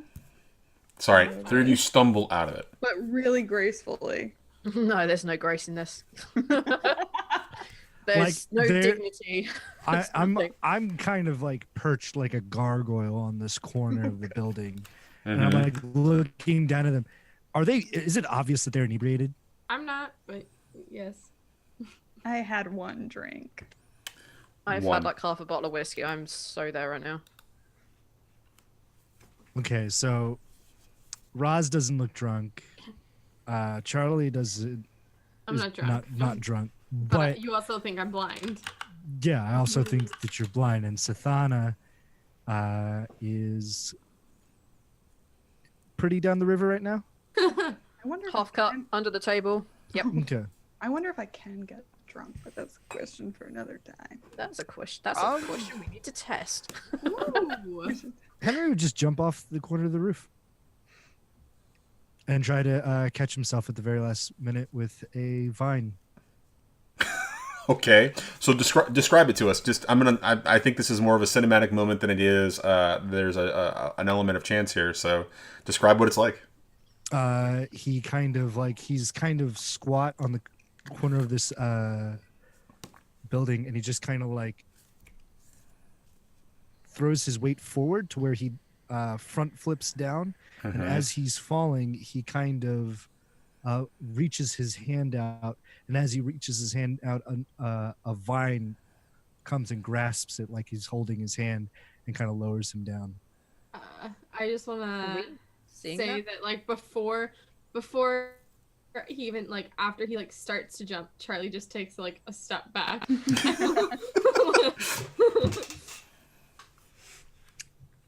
I assume Wow. we're seeing this, right? I think it was for us to see. I think he's showing you. Yes. You are much better at that than dancing. Oh, that's just some rope I found. Come on, let's go. Was that? Did we that? Is that what we think, or did we see the vines? Because I don't know how borderline this is for her. Whether she's seen stuff like this, or whether she knows too much about what's going on. So. Well, I'm gonna buy the rope thing. I'm gonna. Opt I to buy the mean, rope thing. he'll let you make any inferences, and take away what I'm making it. I think- you can take anything you want from that, but he's just going to play it off like he always does. Oh, that's a rope that was up there. I like this kid. I'll go follow him. I will buy that because she is a little bit half cut. So yeah, I'll buy it. Okay. And where are you taking- Charlie in one hand and Sethana with the other hand. Just come on. Let's go. Okay, so you found someone was hang on. I know she brings out her notepad, which is now like she's had to like make the text bigger so she can read it properly. So you saw someone following you from an apartment. You saw someone watching you from an apartment, right? Yes. Henry would take you all, and he's like, if you just follow me, I'll show you exactly where I saw the man. Hopefully we get there before the police does. I called the local law enforcement to remind them that they missed a spot in their investigation. That's what I like to do with the local law enforcement. Yes, point out their There's faults. shortcomings. Yes. Mhm. Well, You- don't you forget get they're really busy. You have to let them know that they've missed things. You can't expect them to do everything. They're only human after all. So Of course. I mean, most of the police just don't even really log most of the evidence anyway. oh, Is that something you read in school? You know, in my braille readings, yes. I can't tell if you're laughing behind there. Did Sethana tell us about the information Henry gave her about the Metacorix car? yes. She would Okay. have told them everything, whether she had intended to or not. Yep. I She pull totally out would have been like, I pull out my camera and I'm showing you guys the area where all the Metacorix paraphernalia was laid out. And I remember something about it being weird. And like as if it's been like planted. Right. That's what I was wondering. There was something off about the way it had been scattered. And this is all as we're walking to the Yeah. alley, I assume, behind Henry. Yeah. Okay, so we're going with maybe it's planted, but it seems too obvious. I mean, there's no someone. Well, I mean, were they following you or watching you specifically, or are they just, watching the alleyway? I would assume that they were watching me specifically. Because of all the rope you carry? Yes, because of the massive amounts of rope that I carry. Are you like a handyman? Something like that. Window wiper? I'm a med student. Oh. Why would a med student need so much rope You never know. I mean, when you unless need you're to into that restrain weird- a patient. with rope? Yes, so they don't bite their own tongue and harm themselves or bring harm to others. Safety first. Right, sure. I wrote that down in my PJ, but with a big question mark of like, what the hell am I thinking? Henry, where are you leading them? So I led them back to the sandlot Mm-hmm. where I found the man. Hopefully before the police arrived, because I just remembered I called the police in the last Mhm. episode. If police- not, we would. Yeah, so as you're kind of turning around the corner heading to that particular spot, the police are already there beginning to investigate. Yes. Well, this seems to be a problem. No matter. Oh, hey, look, a ladder. And he kind of puts his hand on the wall to summon another briar ladder. I can just walk over there. Ow. Is it? I'm trying to think that there are medic stuff around, right? Is that right? No, this is a crime scene investigation because there's nobody, there's no like body or anything, right? He had called on the abandoned van that was there that had been punched, and he had seen footprints and steps and stuff. But the van isn't medics. No.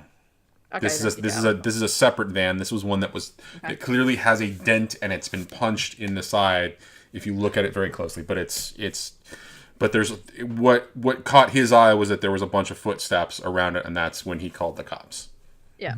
Okay. Clearly with one gigantic footstep. I look at the girls. Would I? It would be better to have a vantage point from the roof. They might have patrols walking around the alleyways. That sounds good to me.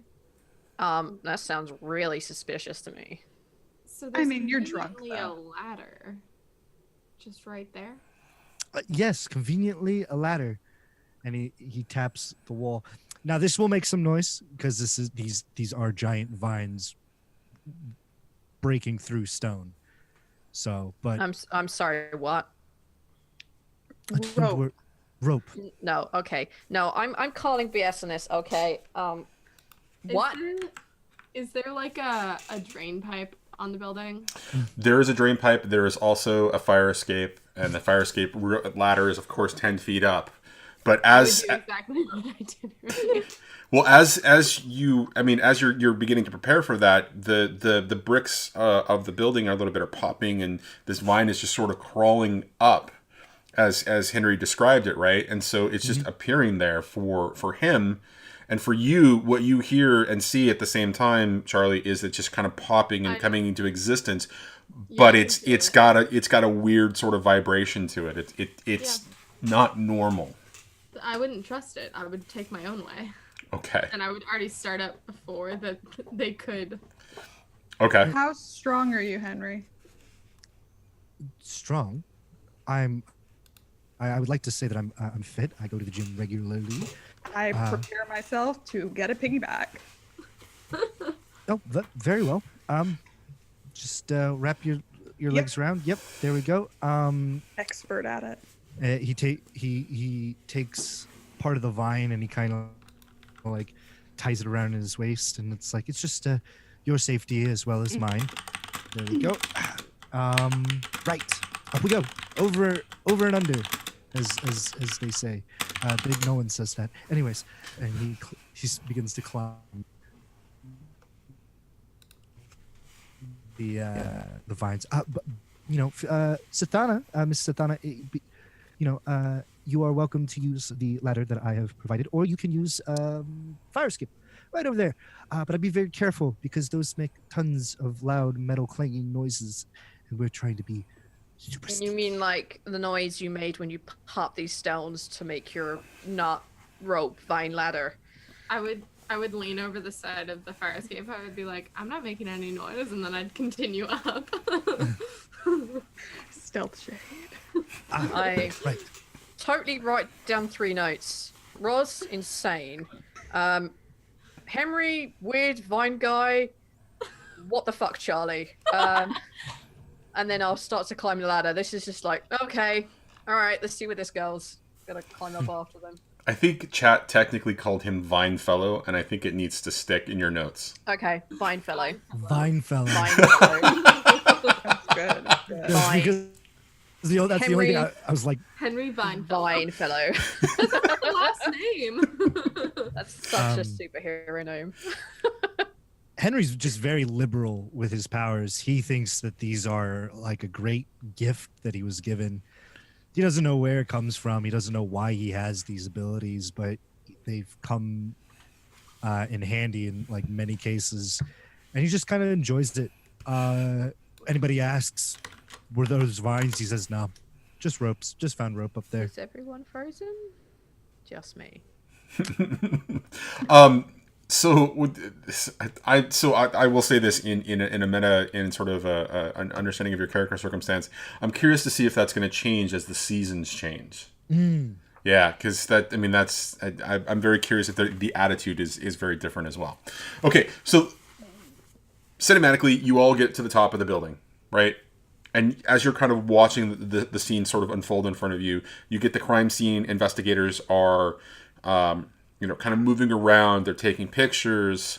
They're paying particular attention to one particular footstep. And you notice, Henry, that is where the gigantic footstep was. And my shoe is still there because I did not pick up my shoe. Yes. Ooh. And I look down and I'm like, damn. I thought my footsteps felt a little uneven. Well, might as well ditch the other shoe. And he picks up the shoe and he kind of like tosses it over the side of the building, not towards the investigators. He tosses it like my eyes grew as wide as my whole face. Okay. Like, Well, there we go. I'm going to immediately start snapping photos from this vantage point. Can I listen in and hear what the cops are saying? Okay. So if you're going to do that, that sounds like an investigate. Yeah. And if Roz is taking pictures, then she can help you because she's got probably a telephoto lens on that, kind of observing what's going on. I can do filters out noise, senses the finest detail. Okay. And I've got photographer and sharp eye. Okay. So we're gonna apply one of those. So I'll just roll it at 3. At 3. I don't think any of your weakness tags apply here, so. Well, maybe I can't trust the system. Like, I'm not part of your system. I think that would be more of a positive in this situation than a negative, right? yeah. Yeah, I don't think that's really going to affect it. So go ahead and Okay. let's roll it. Yes. Is Kath there, by the way? No, she has not shown up to the scene yet. But I suspect that's going to come into play. All right, so 7 with 3 powers, right? Mm-hmm. So 3 questions, What are 3 answers. Again, what Okay. do you want to know?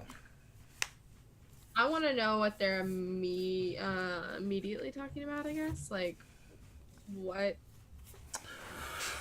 So what they're focusing on in their conversation as you're kind of zoning in and listening in, right? It's sort of like that whole effect of you tuning out the rest of the noise on the night, right? Yeah.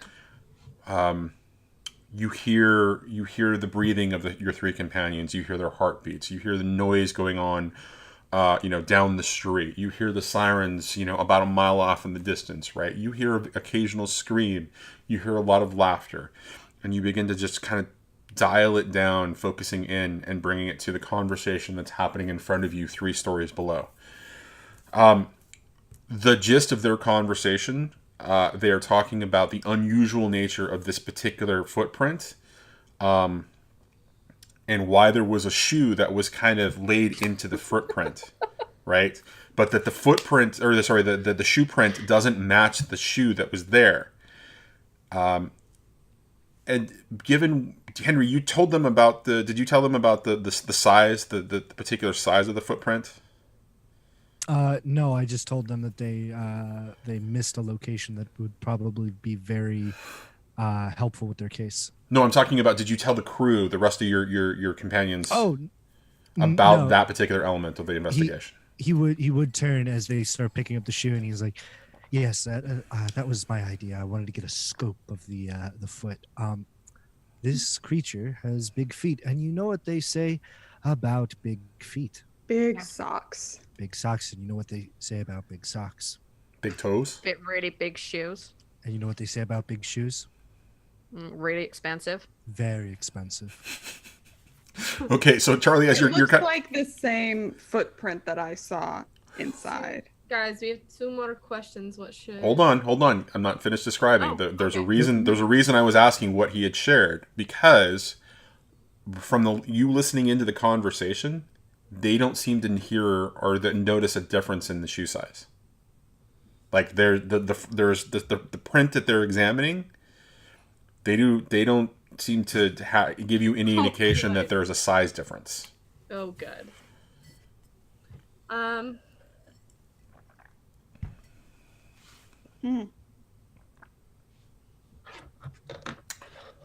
Two more questions. What else do we need to know from here? Because I know Henry knows about the big footprint and the small sneaker prints leading away. You, however, can see that big footprint when you zoom in with the telephoto lens. It's there for you. It's not there for them. Okay. Open it up to the table, Sam. Ask. I did. Okay, let's see. What can we learn from this? So we know that they don't see difference between the shoe size. What are they talking about the dent in the side of the van? Or have they found a record of ownership? Yeah. Because that would be the first thing Ownership. that they would do is run the plates and the if they VIN ran number the plate, did they? to see who. It's has title. It's an abandoned vehicle. Okay. It's not anybody that sort of stands out to you. It's some random name. We'll say John Smith. And John Smith is nowhere to be found, and that it was essentially a vehicle that he was sleeping in and driving around in. But it's clear that it's been abandoned for a while. Nobody's actually there. Like, it's not been used in a while, so it was abandoned on the street. Go ahead. Mhm. Okay. There you go. I'm just wondering if we need to ask whether it's the same as the footprint inside on the book, or if it's just very I feel like obvious, that's obvious to me anyway. So that would, in my head, that would also actually be obvious based on the description that Henry has about it, based on what you see through the camera lens, and based on the experience of what you had in the room. That could be very easily inferred. Cool. Okay. Then for my third question. You came to the scene and then stopped, right? Yes. I came to the scene and I hopped up onto the van to get a better vantage point, to look out to see if I could tell where this creature was going. And I point down to the footprint. That's when I noticed that.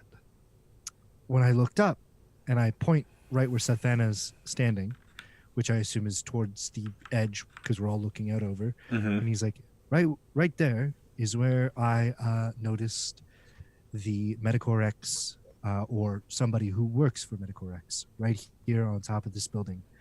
This is the very same building that I noticed him from. And I pointed to the street side edge of the building and I say, and that is where he vaulted down to the street.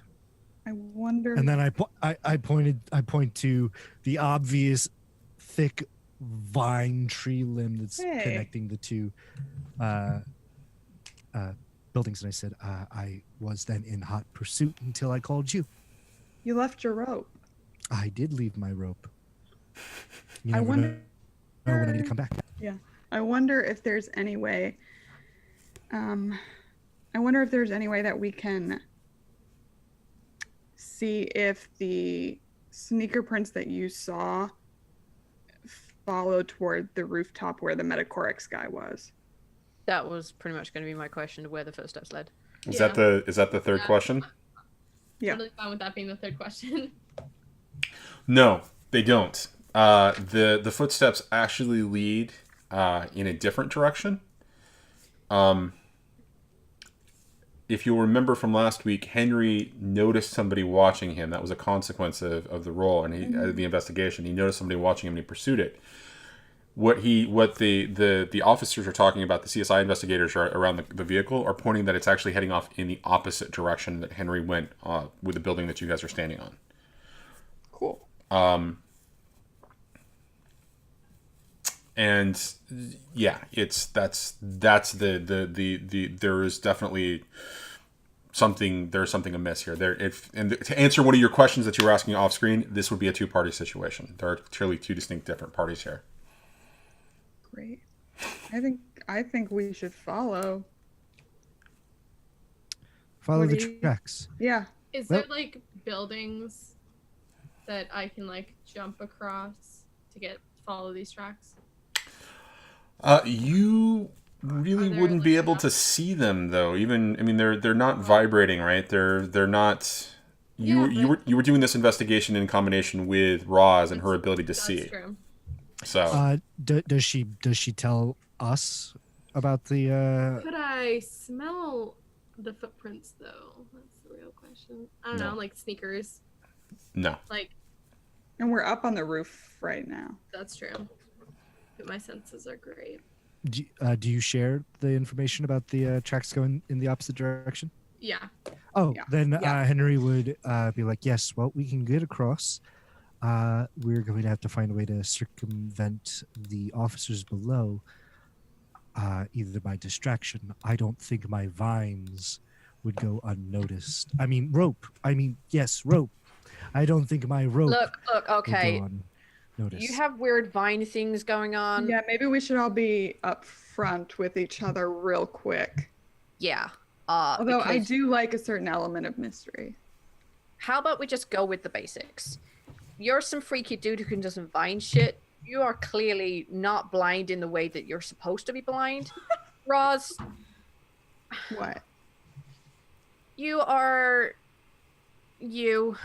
Yeah. She's very alluring. That is true. Thank you. I chose a good group of friends.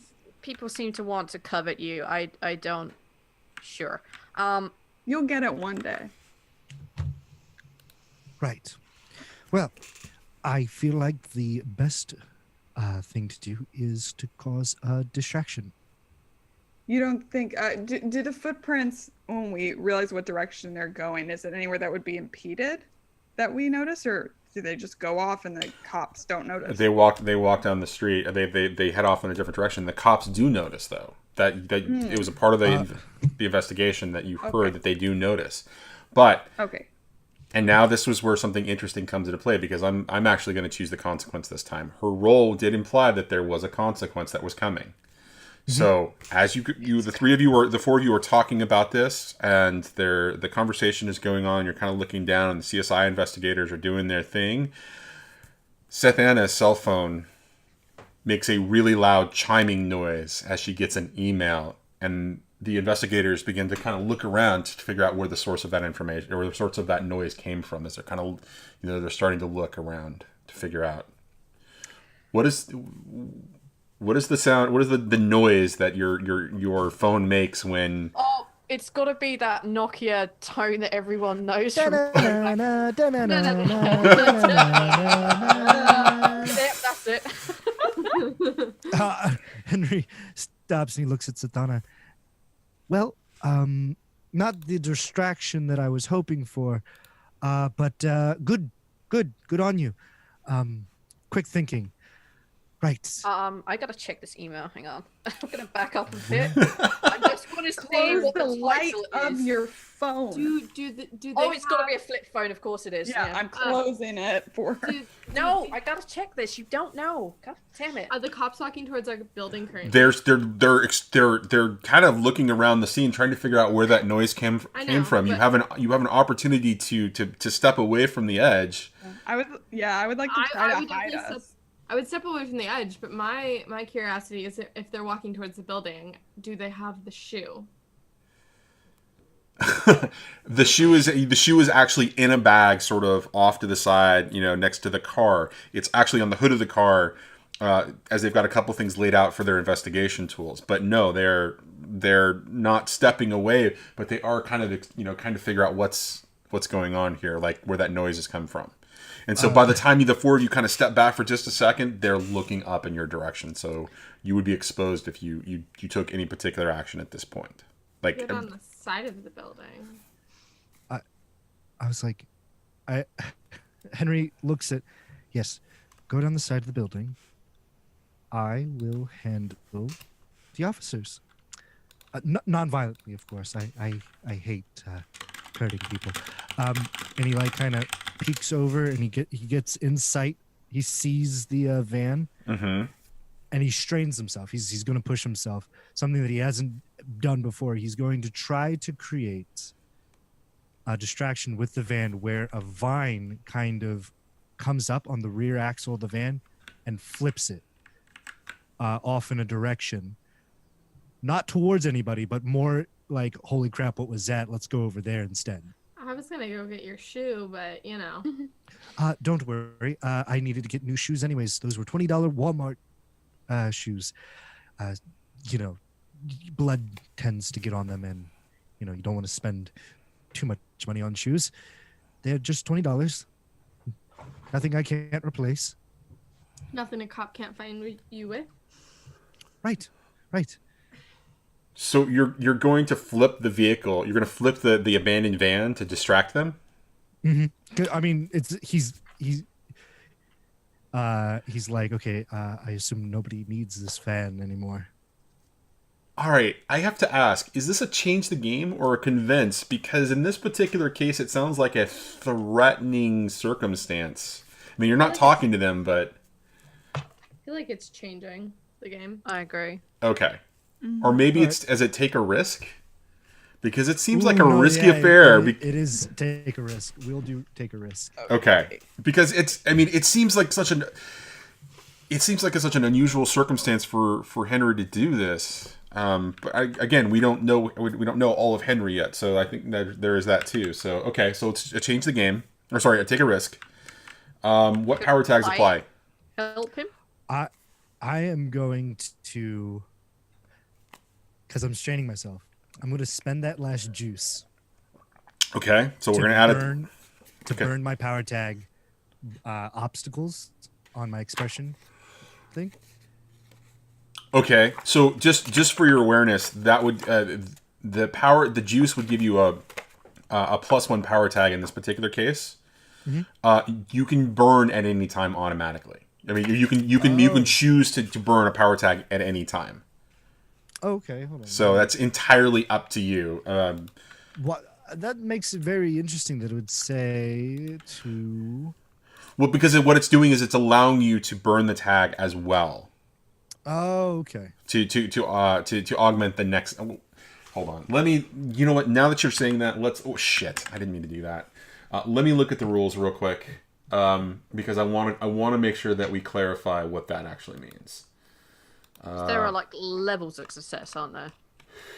Yeah. So there's the normal success, and then there's the dynamite at 12 plus that kind of does this thing. But in this particular case, it's the burning of the effect. Change the game. Outcome. Hide the... No, that's not... That is not what I was looking at.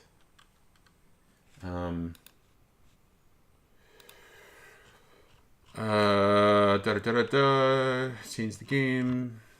Create a story tag. And no you know what? I'm just gonna... I'm sorry, what? Go ahead. I'm just gonna say, because it's not immediately obvious, I'm just gonna make a ruling. Go ahead and you can burn the tag if you want using that juice, and then we'll figure it out afterwards, because I don't want to take it too much more time. Right, exactly. I mean, it's not a non-obvious kind of a question to get answered here. So let's just go ahead and you're gonna burn that tag. You're gonna burn exposure, right? Obstacles. Sorry, you're gonna burn obstacles, and so you're gonna get an automatic success here. Yep. And I will also add ebb and flow, because I'm being very cautious on where I'm throwing this, hoping that it doesn't hit anyone or harm any. Okay. That bystanders. definitely would work with how I'd want to help, which is Tides of Fortune. Okay, absolutely. So through all of that, so you're gonna get an automatic success here in respect to taking the risk. It works, right? Because you burned it. Describe the scene to us. Describe what happens when the vine comes out. Describe what happens when you flip. Describe what the CSI investigators do after that. This it looks like a giant, thick tree sprouts out from the ground, in the sense that it's a hand. If you look at it, 5 digits. It's an extension of Henry, and it grabs the back of this, like the like towards the rear axle of this van, and it catapults it and just flips it into the air. The officers would probably see like something exploded, really, and that caused the van to go flying. But anybody who is not normal would see that there's now a tree kind of standing in its place. Okay. And so as that happens and that flips, they immediately run back to the van, and to figure out the circumstances around, because this the violent act, and they're immediately distracted from whatever you're going to do next. So as a crew, what are you guys doing next now that you've got a moment to do whatever you need to? We're gonna go after those steps, right? Mm-hmm. Yep. Yep. All right, let's go. Yep. That's what we want. Head down the building. The Okay. opposite side of the building. Okay, so we're gonna cut to you guys, kind of making your way around, kind of circumventing the scene that is the van sort of disaster, and sort of connecting with the footsteps on the far side of the crime scene that Henry started. And so when you look down at the footsteps, they are clear for a certain distance, sort of down the sidewalk, and then they go into an abandoned building. Off to sort of off to the left of the street. And this is unusual. There aren't many abandoned buildings in downtown, but you're not on a major through street, right? You're on a side street, and there's alleys, and this is behind the library at this point. So the neighborhood feels a little different. It feels a little boxed in and sort of, dark and quiet. And this 3-story building that you see sort of here in the middle of downtown that's abandoned is like an apartment building of some kind. Charlie, you up for another adventure tonight? I mean, it's the same night, so I mean, the adventure has not stopped yet. That Why make is it a stop now? thank you. That's how I describe interacting with me too. Constant adventure. Henry It's, nods. He says in the immortal words of Alan Doyle, "The night loves us, and love is what we are." You guys are more wasted than I am. I don't know I if don't that's drink. Possible. Can I listen in and hear, see if I hear anyone in the building? So I'm going to not have you roll this one, because the answer is going to be completely obvious. It is abandoned. It is completely empty, other than what appears to be insects and rats just sort of infesting the 3 floors. And the footprints go inside. The footprints go inside. I'm gonna lean against the door where the footprints go into, or through the window. Yeah, I would put my hand on the wall and I'd be like, I don't hear anyone inside, but that doesn't mean that something wasn't left inside. That's perfect. Let's see if we can climb through a window or walk through a door. Where are these footprints going to? Is there a door? Like They walk right up to the door, and the door is kind of hanging on its hinges a little bit. Just give it a push. Oh wait. Like recently hanging on its hinges, or like dilapidated hanging on its hinges? Yeah, it's clearly been recently. Okay. I'm gonna lean in there and have a look. It's clearly dark and abandoned, and it's a hallway to an apartment building, and there are apartments on either side of it. The doors are closed, and down this long hallway towards the other side is an exit onto the street. Do you guys want to investigate? What do you want to do here? Is that door also partially busted? Because if Yeah, you can see it hanging on the far side. Yeah, then totally gonna follow that. I think we should investigate the building. You mean, yeah, I guess in case it's like, Are you following? You're just following the foot. Are you looking at the footsteps at least? I mean, I can't see, but if someone else. yeah, wants we're looking at the footsteps. We're looking around the hallway. There are 2 sets of footsteps in here. Since one normal size and one that's quite large, sort of walking with. Huh. Are they going Behind. in the same direction? Oh yeah. Okay. The larger ones are behind. They appear to be kind of, in step, sort of off to the side and behind the other ones. Okay, so now we're looking for 2 people.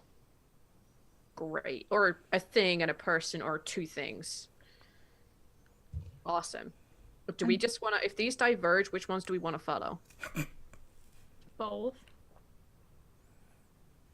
Okay, fine. If they diverge. So The let's one just, less traveled. Wow. Henry. You really are chipper, aren't you? Ah, yes. It's good for you, Savannah. Oh, this is good for me. And I will just walk down the corridor and just drink some more of the not quite so amazing whiskey that I have. So, obvious signs walking around you. There is clearly something that scraped along the sides of the walls, and it was very tall. And even there are little notches on the ceiling 10 feet up that something was kind of walking along with it. And it definitely moves through this hallway towards the other side and then out the front door. Do the The smaller steps step out the front door as well. But when you get to the other side, that those steps and the whatever, the evidence of that vanishes. But it's obvious in here. Is it just like vanish, or Yeah, they're just not there anymore. Huh. It's like something. Summoned briefly? or maybe it just walked through this portal into another place. I mean, all doorways are portals, right? Are they? Yeah. Henry kind of Savannah? goes over to the doorway and he like sticks his hand through. Not this one. Well, clearly not anymore. They're gone now. I mean, unless are there absolutely no footprints outside? Absolutely no tracks? Only one set of footprints outside. It's the smaller set. All right, let's follow this one. Yeah. From. Okay, yeah. I'm going to ask what might be How really... meta we can get with some of our like out of character talking. Go for it. As long as you can divide the meta from the game. Please go ahead. Well, Henry had seen that woman earlier talking to something, looking up at something that wasn't there. Mm-hmm. So I'm wondering if he can potentially tell that, like, having gotten a look at her, if these are her footprints. Like, was she wearing high-end sneakers? Have you looked at the footprints to figure that out if that's what the case? I mean, that's the question that I would ask you as you know, as the GM. Has anybody investigated the actual footprints to figure out that was kind of, I mean, because you guys Henry was looking at it from a distance, right? And was looking at the one big footprint. That was what caught his eye, right? And he focused on that. He didn't focus on the smaller footprint, to figure out the shoe size and that kind of a thing, right? And since then, everything that you've done has been high-end sneakers. Right, exactly. That's all. And then he saw that girl. He saw that girl, but he was 3 stories up. I'm not sure he was going to be able to do that at that point. So I would look to see if they, if the footprint is the same as all the others that I've taken pictures of. Absolutely. So. And now I would take note of the smaller footprints. Yes. Would they look small enough to look like a female footprint or a male footprint? Okay, so female footprint. I look over to Charlie. Charlie, come over here. And then I would just walk over normally, not using like my cane or anything. Might I borrow your shoe? Oh, okay. It's a heel, but I take off one of my heels. Ah, wonderful. And he kind of like starts squaring it up to the footprint because he doesn't know the difference between a man and a female foot. He doesn't look at feet a lot. That's not his specialty. As long as you don't throw my shoe, like you threw away your shoe earlier, Or leave it behind, because... or leave it behind, then I think you can totally... Guys, don't foot shame Henry. I'm just saying that leaving your shoe behind at a crime scene, they're gonna link you to that, man. Ropes and now feet. He's into some weird stuff. Yeah. Wonderful. Don't panic. I welcome a wonderful challenge. He says, he's barefoot, by the way. He does not wear socks with his shoes. Gross. He likes to feel very in tune with the earth. He's like, if I wore socks and shoes, I wouldn't be able to feel the earth beneath my feet. Oh, so you're And the one of earth- those hippies. You probably protest on the street all the time, huh? My mother was. My father, however, was a big pharma executive. I went into medicine to help people and not charge people boatloads of money for help that they need. I like that you're saying all He's- this. he- with her shoe in your- Yeah, he's saying this while he's doing it. That's why he's Yeah. making all these Jeff Goldblum pauses. I love it. I love it. And he's like, these are women's feet. Charlie, how big's your foot, roughly? As he looks into the shoe, but the number is faded. It's probably like a size 6 because I'm a fairly short, small woman. Yes, size 6. What is that in relation to the footprint? Oh, masterful MC of masterfulness. This footprint is slightly bigger, but only slightly. So maybe 1/2 or 1 full foot size Like a bigger. 7. Right. Well, seems to look like a 7. So she might be a little bit taller than you. As he takes her shoe and her hand and kind of like puts them together, so she. I would like knows. grab the shoe out of his hand and put it back on. And then I would Look, say, size doesn't really matter in this case, and walk away. No, not really. Does it look like the footprints are running? No. They No. both appear to just be walking. Mm-hmm. Okay, I have a very weird question about the larger set of footprints. As it crosses the threshold, like does the biggest set of footprints, does that cross the threshold at all? You see half of like the back half of a footprint as it's crossing the threshold, but you don't see the But front. not the front. Yep. Yeah. Okay, that was the weirdness I was going for. So And that your cell phone goes off again, by the way. Oh, I told you I should have answered this. Hang on. you might want Is to it put that is it a on call? Is it vibrate. an email? No, I'm gonna look. I have to answer this. This could be something important. Okay. It's This is a all- text. It's a text from your boss, the CEO, Oh And- shit. and it says, "Get back to the office as soon as possible. We're gonna have a late night for us, or we're gonna have a late night for us." I'm gonna check back on the title of the email. The title. Missed the email. The title of the email. This subject. Yes, sorry, that's the title. the subject line of the email is updated timeline for negotiations with regards to merger with Chow Industries. I assume that's not news to me. No. Okay, cool. Chow Industries was trying to acquire your company at one point, and now there's conversations about a merger. Chow as in CIAO? CHOW, Chow. CH. Oh no. Industries. I sent him a text back, trying to like be professional, but we're not quite managing it. Like, I thought you were out of the city. How did you? Yeah, just I thought you were out of the city, but I'll be there soon. Still out of the city. Needs you in the office to to update some information for. Okay. Attempting to acquire. Guys, I need to go. Yeah, after the footprints with the rest of us. No, I need to go. Look, this is all really weird, and I'm only really supposed to be involved because my company was involved and to do all the paperwork and dot all the I's and cross all the T's. So, I'm not really supposed Henry to be goes up to Seth Sethana and places a hand, like kind of like a on her face. It is fine. It's fine. Go deal with your work. I'm pretty sure there's a lot of panic about tonight, especially with Medical Rex being spotted not once, but twice. You go deal with that.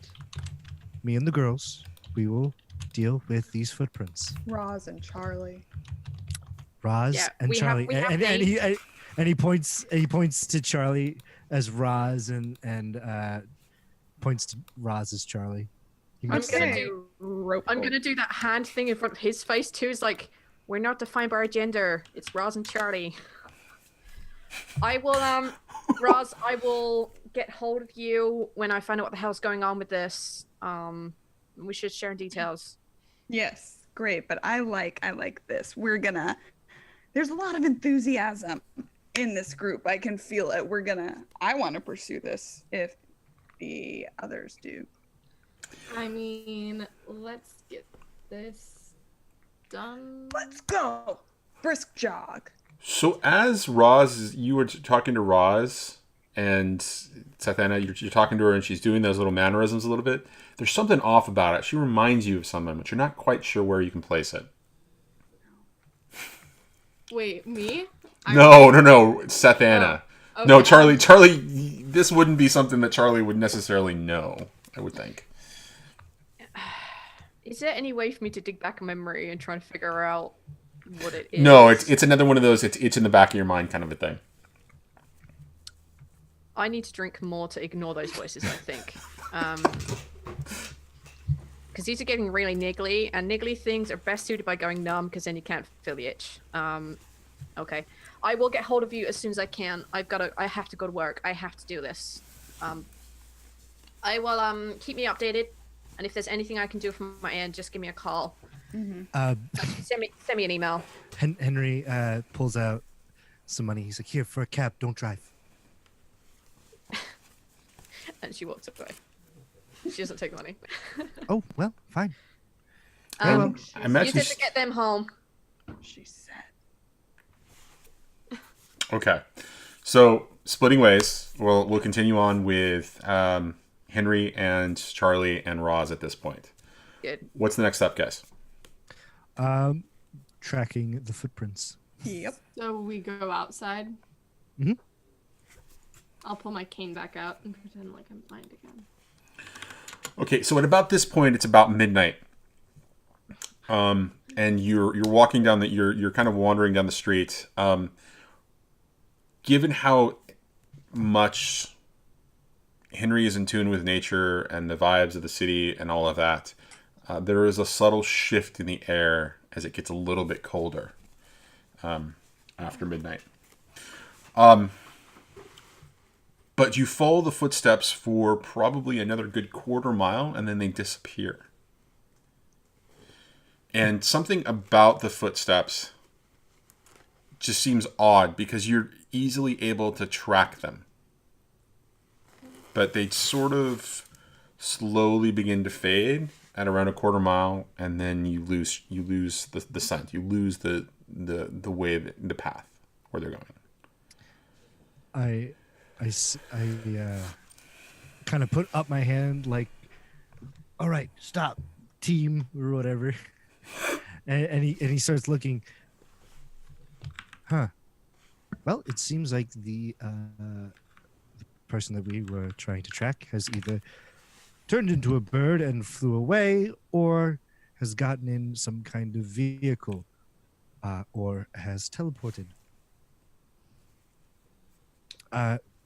And he kind of looks around. Does he see any like tire prints? Oh, you see plenty of tire prints, right? There's it's the city, right? So there's all kinds of traffic going on. I mean, Is there new tire prints? I think is what he's asking. Yeah, but this is a well-traveled part of the city. Yeah, where downtown. like, what's around us? So as you're kind of taking in this, I'm sorry, go ahead. Are we in the back roads? I think is what we want to know? Are we still in the back alleys and stuff? So what's interesting is that when you came onto the street, it was on a little side street, and as you began to walk towards, you followed the footsteps. You came out of essentially one of the more unusually, sort of abandoned areas, which seemed, again, unusual about downtown, as you came into more of a sort of a commercial district. There are lots of shops around, closed, but there are nightclubs, and there are billboards and signs and kind of flashing lights. And so as you got towards this sort of area, that's when those footprints started to kind of fade, right? Alrighty. So nightclubs and closed shops. Closed shops, right? Very much a sort of an after hours sort of downtown vibe, in a commercial district or a commercial part of downtown. Would there be anywhere like really close still open that like someone might go? There's a bunch of nightclubs around you, but nothing seems obvious to you. And for Charlie, again, it's just lots of commotion, there's lots of noise and sound and that kind of a thing. Here, it's a little bit harder to kind of focus on a little bit, right? There's almost like a cacophony. It's just it's an intense amount of noise just kind of coming in at you. Okay. So they faded. They didn't abruptly disappear. It's like they faded. Yes, they faded as you got closer to the commercial area. Huh. Interesting.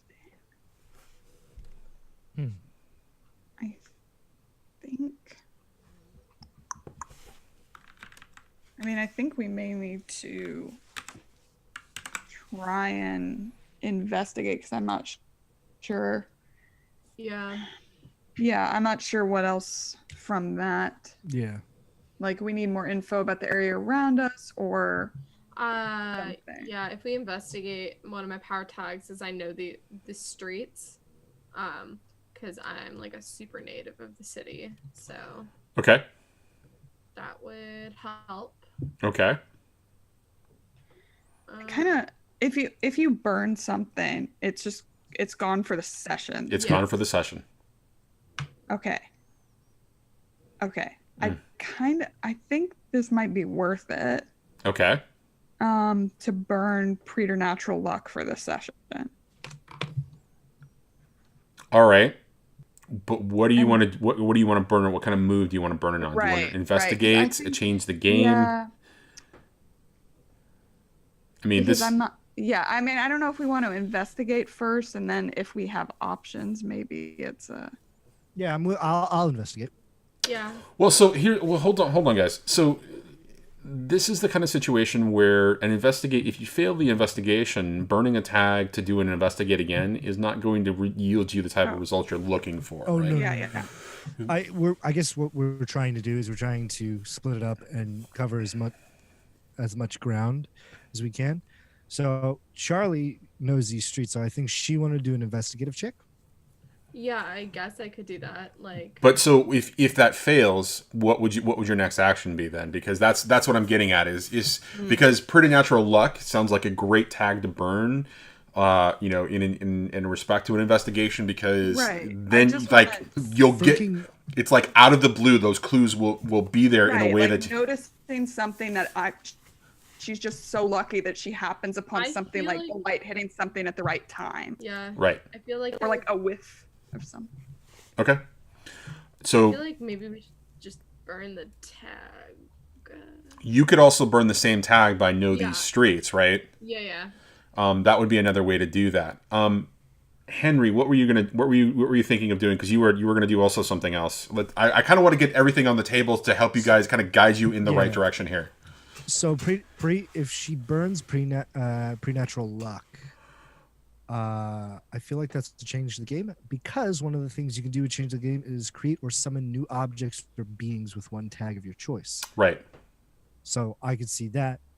Knowing these streets, if she wanted to burn it for investigation, would also work. Henry would just do a flat out investigation. I don't think he's gonna burn anything. Okay, so I'm hearing a couple things on the table. It sounds like there's two different tags that we can burn here, and there's two different approaches to take. There's an investigate or a change the game. What do you guys want to do, and who wants to do what? You could combine the both of them, and that would definitely move this part of the investigation along. Mm-hmm. But I need to know who wants to do what, and in what order. If you're going to do it, in successive steps, kind of a thing. So, do you guys want to take a second and talk about it, and I can cut over to Seth Anna? You guys can talk about it in chat real quick while we do that. Okay. Yeah, that sounds good. All right. So we're going to cut to Seth Anna arriving back at the office. So what does the office look like? What does your company, Medic Core X, look like? Like, where are they located? Tell us all about the company. I think like I have a thing for that. So the company itself deals in making and curing viruses, like viral infections. They try and keep ahead of the curve of what may become a new threat, synthesize those and create cures for them. Okay. So their main thing is, curing infections, curing viruses. That's kind of their shtick. The office itself, I think, like the actual offices, not where they make the products, is just like essentially this high-rise building. It's not as tall as some of the buildings around it, if it's possibly going through acquisitions. Mm-hmm. But like inside, everything is really clean. Everything has that kind of like trying to be modern approach, but not quite hitting it because it's a little bit behind the time. It's like it was modern when it was built, but it's not quite so modern now. Okay. But everything's really clean and very crisp. Like the offices are very clinical. I mean, you may have like one or two personal effects, but probably nothing much more than that. And everything has a certain style and elegance to it, albeit slightly older. Okay. So just to clarify a point, the you said that the acquisition that it might not be as up because of the acquisition. So the acquisition was sort of a hostile takeover that failed, and now it's about a merger because Chow Industries wasn't actually able to take over your company because they were so successful at what they were doing, right? Okay. You would also know that a bit of the circumstances around that, but we'll allow that to be revealed as we kind of get into this particular scene. So as you're arriving, of course, the offices are lit up because it's a high-rise building in downtown, but there's really just the security guard behind the desk as you kind of enter in. So you walk in the door and there's a wave as you kind of flash your card and kind of scan through security and move get onto the elevator, and you take the elevator all the way up. Describe your office and where you work specifically for the CEO. I like the idea that I think she could have had an office of her own, but she's opted not to. She's taken almost a secretarial position outside of her boss's office. It's essentially just like, a desk and a computer, and there's like probably a pot plant off to one side, which is dying knowing her. And it's very, very organized. There are things in the right places, except this one plant pot, which is just behind her, just like not doing much. But she's taken that position sort of just in front of his office, so that people have to get through her to get to him. And he has like one of these corner offices. So there's like, there's windows on like both sides, and it's very open, and there's lots of glass, but it has misted up to a certain level. So you can see through and let the light through, but you can't see what they're doing. So that's how I imagine the office is to be. Okay, and so when you arrive there, you see there's a bunch of emails that have come in that you didn't really get they weren't marked as high priority for notifications, but looking at them, you see that there is a fair bit of information about an updated timetable for the merger process between Chow Industries and Medic Core X. And the core element of what Chow Industries was originally trying to do in respects to the acquisition was they wanted the R&D department specifically around what Medic was doing at this point. I'm going to start calling it MCX for short, just because MCX is fine. I love it. Yeah. So Chow Industries was trying to acquire MCX specifically for their R&D industry. there wasn't a real clear indication about what that actually meant. The CEO of your company and the board was able to kind of fend off that hostile takeover, thus building a position for them to create a merger. And so the new the new kind of acquisition timetable was originally supposed to be a year out. But Chow Industries has been really kind of throwing money at the table and trying to incentivizing so that the merger happens quicker because they want access to the R&D department for whatever reason, and that hasn't been made clear as a part of the negotiation process that you've been exposed to. And so as you're kind of arriving there, you see that there's a couple of a couple more emails that are coming in as you arrive from the CEO. Updated timetables. They want it within a month, and they want to do a walkthrough of our R&D facilities as ASAP. Can you please arrange that kind of a thing? So my boss wants me to do this walkthrough within the month. As ASAP. They want the timetable to move up to within a month for the actual merger to actually happen. What are we currently working on? Is it like in the broad terms? Is it classified? Is it looking at a particular a particular cure? Is it looking at developing a particular virus or a cure? So there. The short answer of that is that there's always some research and development that is going on specifically to whatever the issue of the day is, the current virus or whatever that's kind of sweeping, or you're looking at common cold, the flu, that kind of a thing. Recently there has been some additional effort sort of funded by the Walker Foundation to help with a particular mental health issue that has been identified, and there's some long sort of paperwork about some sort of long report and analysis about it, but that there might be some sort of genetic disorder that might be addressed through modern medicine, some sort of drug of some kind. And it's one particular, and it's a classified sort of description about it. But it seems that the Walker Foundation had under Gerald Walker's guidance been partnering with MCX to start this research, and that research had been going on for a couple of months now. Okay. Okay. I would probably, being that they want this ASAP, I send a message to my boss saying 2 or 3 days. Okay. And so as you do that, you hear the door from behind you open from your boss's office. And then you hear, oh shit. And we're going to cut back to Roz and Charlie and Henry here. Savannah's also getting selfies from Roz of the three of them together. She said to keep her updated. I am totally putting my phone on mute, and I will deal with the consequences of that as they happen. So every time probably like the 4th selfie in the cab, she's just like, mute.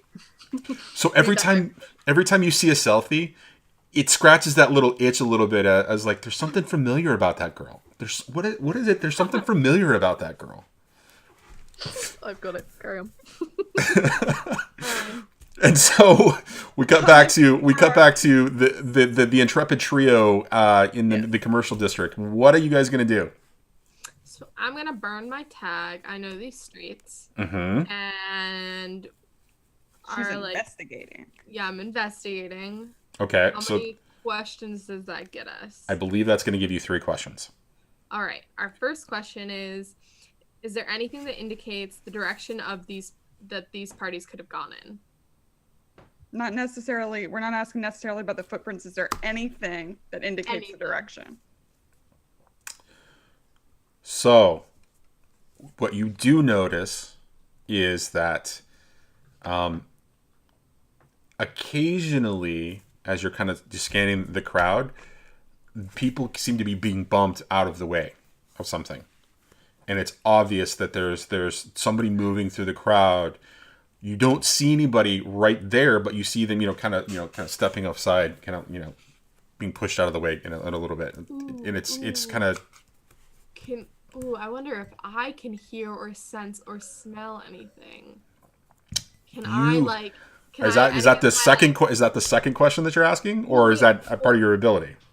Oh, is it? I mean, it's part of like as a character, it would be part of my ability, like. So, but all of my other senses are great, but just I can't see. Right, but so remember the way I described it, though. There's a cacophony of things going on here, so it's a little bit harder for you to focus. I'll use that as your second question. Okay. Yeah, like yes, you can see something. You can see that there is this big hulking shape, kind of moving things around, about 12 feet tall as it vibrates, and there's a huge amount of energy, and you feel each of its steps as it vibrates, as it's moving through the crowd. And as you're kind of focusing in on it, you see that there is a young woman kind of walking next to it. And you can... She's about 17. Okay. And that wasn't my question, by the way. Well, you said how little, right? I said I was how old, but I only said how, and you answered it for me. No, so this is not one of those things where you think you're tricking me into it, because you would have gotten this information based on you focusing in on this particular individual. Yeah. So this isn't going to be about tricking me. If that's what it's going to be about tricking me, then I'm definitely going to be the jerk about it, guys. I'm going to be that really kind of. I think we just have to let Johnny finish talking. Yeah. Sometimes, not all the time. Just sometimes. That's what I said. Anyways, go on. What's your third question? So there's definitely something there, and you can feel its vibration there.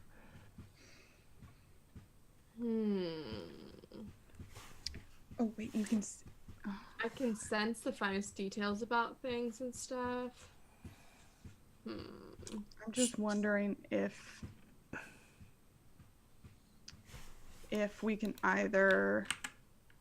Is there something, since you know these streets, if there's something obvious that their goal is, if we'd want to bother asking that, or if there's anything identifying on her, or... So here, let me give you a little bit more detail from the second question, because that seems relevant here, and that will help you kind of determine your third question.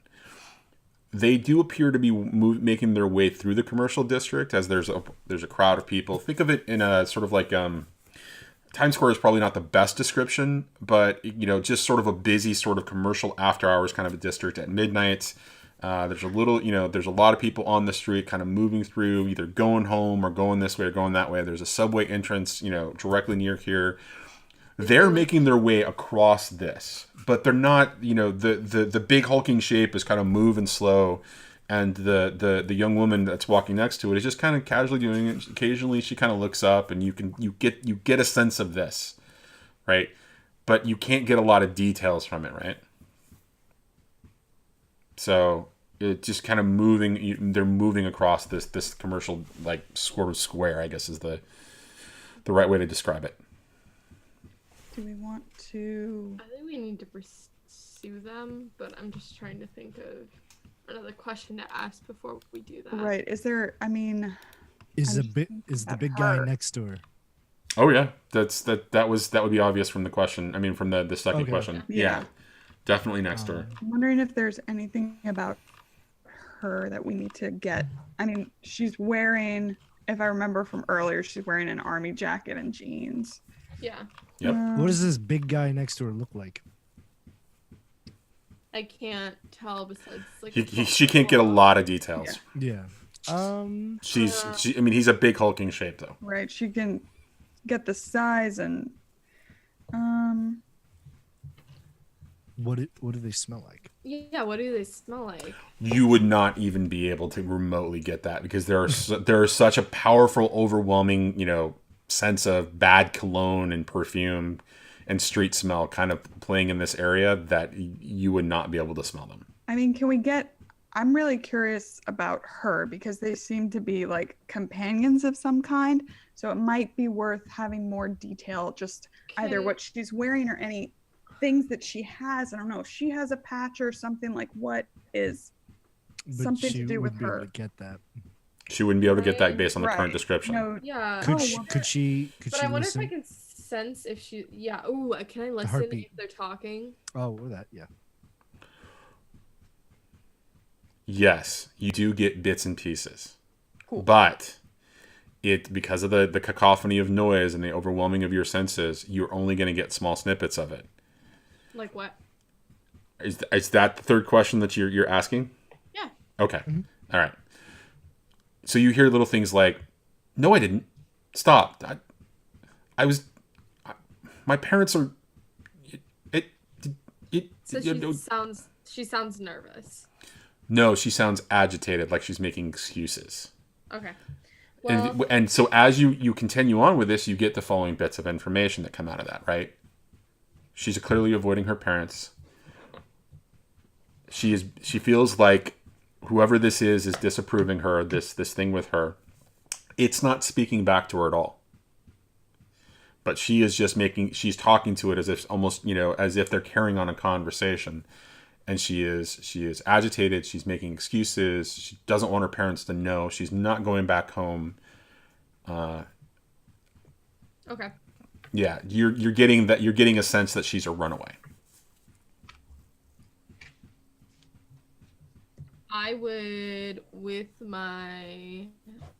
flip out my walking stick and slowly start making my way through the crowd towards her. Okay. You are definitely going to catch up to her eventually, but she is also walking at a languid, sort of a strolling kind of a pace. So as the three of you are kind of moving through the crowd, you're having to kind of move a little bit faster to keep up with them. You hear things like, "Hey, not always, not in a place where they're not always looking. Hey, watch out! I already been bumped once. You're getting jostled a little bit because they've been jostled by whatever it was that was coming through before." I would like to see if I can move through the crowd a little bit faster to Okay. catch up to her. In the sense that I'm using my evasive footwork. Your So, evasive footwork. Okay. Like, because I have my eyes on her, and then I notice somebody coming towards me, and then I'm kind of like, Hold on a second. You actually Slipping. don't have your eyes on her. You're having to follow Charlie because she's actually shorter than most people in the crowd. well, she's shorter than most people in the crowd, but the big guy. You can't see the will big catch guy. I can't No, see the but- big guy. You can't But, see the like, big guy. people- She can see the big guy. The thing he would see is people being pushed out of the way. Yes. He would not necessarily see the big guy, but he can move towards the Yes. area of people like getting pushed out of the way. Right. That's Okay. that's exactly what I'm. Oh, this is the chick that I saw from the roof. Yes. Okay, now I get why I can't see the big guy here. I'm thinking it's the big guy. All right. So, if there are people being pushed out of the way by some kind of unseeable force, I would definitely be trying to slip in right next to that invisible force. Okay. So, what is this? Sneaking around?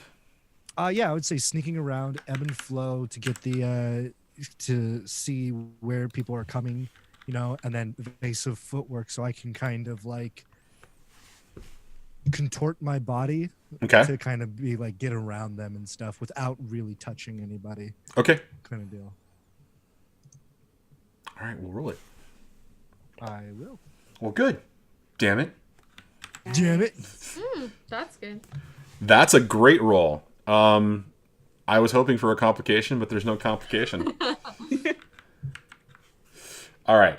So you are able to kind of get really close to her without being noticed, and it's clear that she's distracted. You're kind of dancing around and kind of zigzagging through the crowd, and she is just oblivious to anybody else as they're kind of walking through. She's talking to this thing, and you get a real good look at her, right? She's a young Asian woman, about 17 years old. Again, army fatigues, jeans. kind of ripped up a little bit. She's still a little too clean, though. There's something about her. She's not a street kid, or she hasn't been on the street for very long. And her shoes looked like they could be the same type of shoe that you saw in respect to the footprint. So there are high-end sneaker of some kind.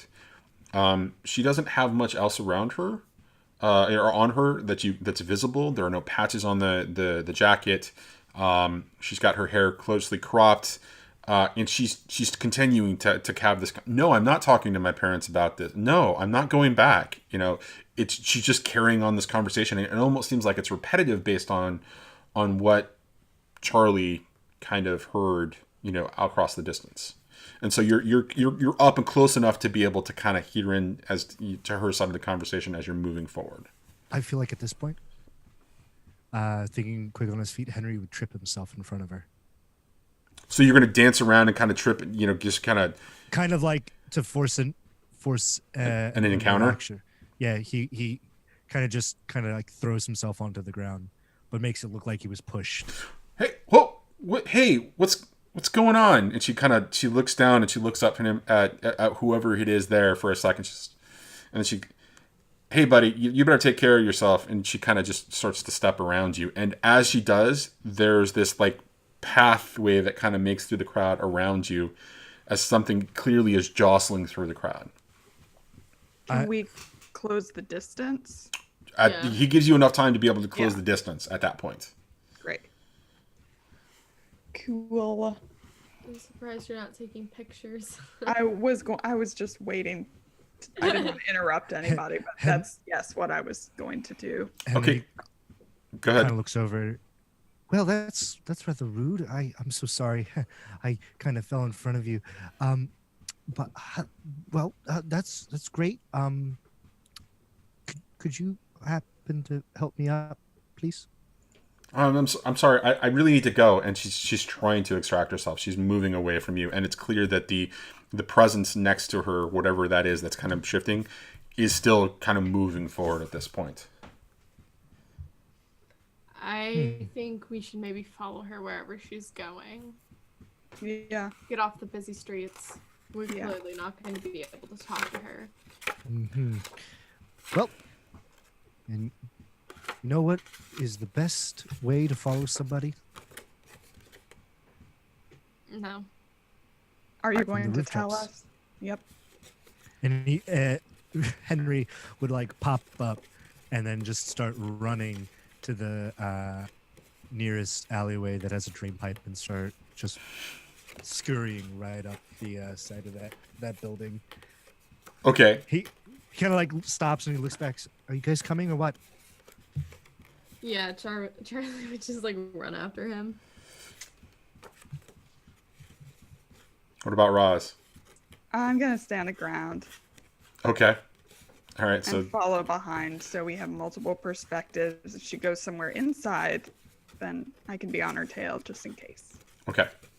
So we're gonna cut as you guys are beginning to do this back to the office for MCX, where Satana is working on her laptop, and then she hears the door open behind her, and she hears, "Oh shit." I will stand up because my boss isn't here. No one should be in there. So I'm basically going to start up and reach my hand behind my back, but not actually do anything with it at the moment as I try and figure out what the hell is going on. As you kind of turn, you begin to turn around and look. You see somebody dressed in black with essentially like a ski mask kind of a thing. And they swing their hand out, and they've got a collapsible baton, and they're like, "Listen, I just want to go. I've got what I need. You don't need to get hurt." How many of them are there? There's just the one. I'm gonna put my first hand out to him, like the other one's still not removed from her back yet. Mm-hmm. What do you mean you've got what you want? What the hell are you doing here? That's none of your business, lady. I've done my job. Oh. It's time to go. I'm gonna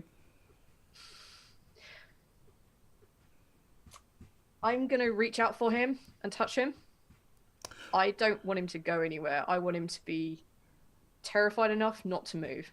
Okay, you're going to need to do something here. What is this? Face the danger?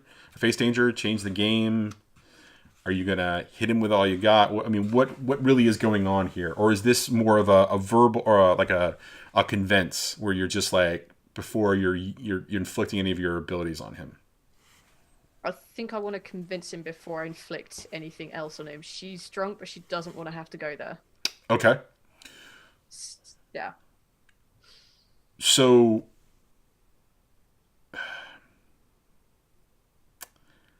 what power tags apply to convince?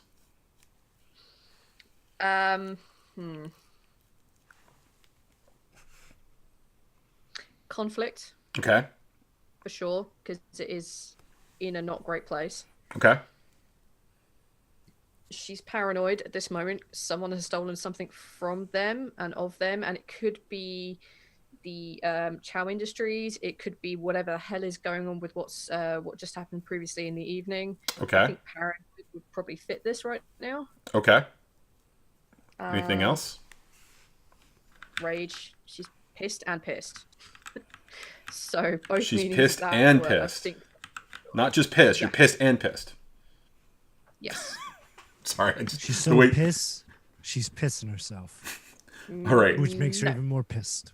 Okay. No, she's just double pissed. I'm just double pissed, yeah. So she's feeling a little bit more foolhardy than normal. Like, that inhibition's kind of gone of like how dangerous this dude's holding a baton on her. She's just this small, weedy little woman. Oh, she's quite tall, but still. Okay. Yeah, so I just want to put my hand out to him, like just to stand in front of him. Okay. Just like, And roll it. okay. Convince. Oops, I forgot to add the 3. I don't know how that works. Doesn't matter. You got what? You had 3 in there?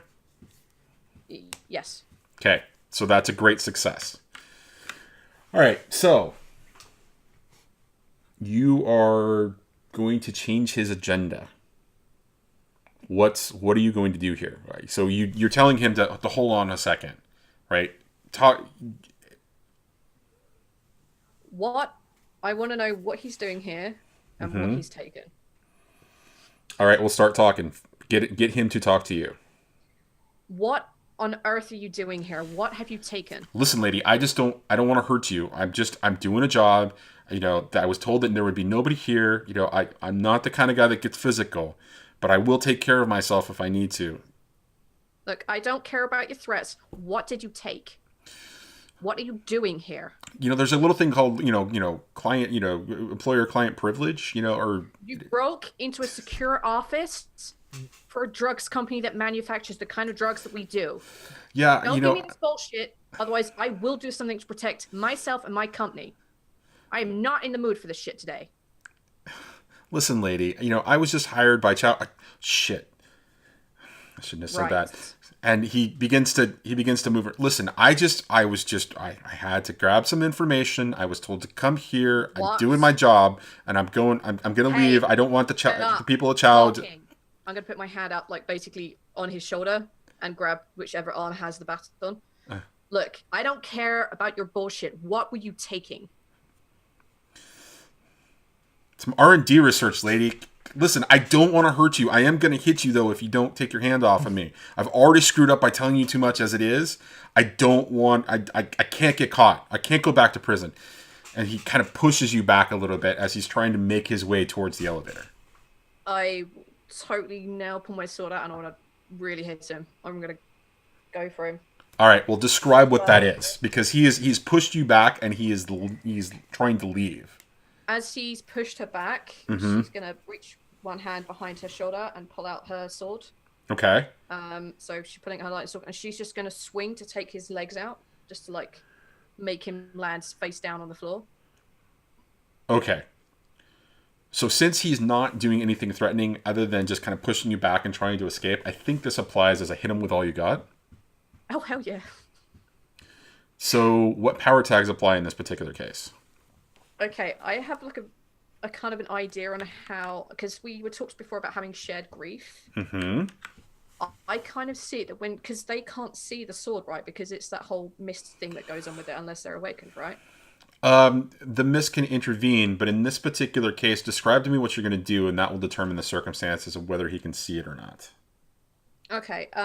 Essentially, she's just going to pull it out, and she just wants to swing under with both arms and just take his legs out and pretty much just like knock him to the ground. Sweeping the legs, basically, with a sword. Yeah. Okay. Yeah. And so when you do that, you just talked about shared grief. What is that? How does that factor in? And that was kind of what I was thinking, how the mist covers it up a bit, so that when she hits him with the sword, it's not any like physical damage that happens to me. It's not like she's going to slice him into pieces, because if you hit someone with a long sword across the knees, that's going to break bones and cut into cartilage, if not go straight through the legs. Okay. Not her intent. So I think for them that they would feel that kind of like of something that literally, like, you receive bad news, sometimes makes you drop to the ground. I think for her, that's how it would cover it. That's my thinking anyway. I don't know if that works, but well, it actually tells me a lot about the motivation that you're taking here. You don't have to necessarily hurt him in that way, but that could be your action, and what happens from the mist will come into that. But there's actually there's an element of this where I want you to just so you've described what you want to do. What power tags apply to this, and then we'll just narrate how this kind of evolves, because there's a couple elements at play here when you start talking about the mist. So okay. So what power tags do you think apply? How many tags can I apply at once? You can apply as many as you want. Okay. She's using the sword, so okay. That's definitely one. It's definitely a conflicting situation. Okay. I don't think fight or fly would pin this. No, she doesn't want him to fight, and she definitely doesn't want him to run away, so that doesn't count. Rage, as I said, pissed and pissed. Okay. Maybe paranoid as well. No, probably not in this particular instance. No, it seems like you're pretty clear in the course of action, right? It's not like a concerned situation or an intense situation in respect.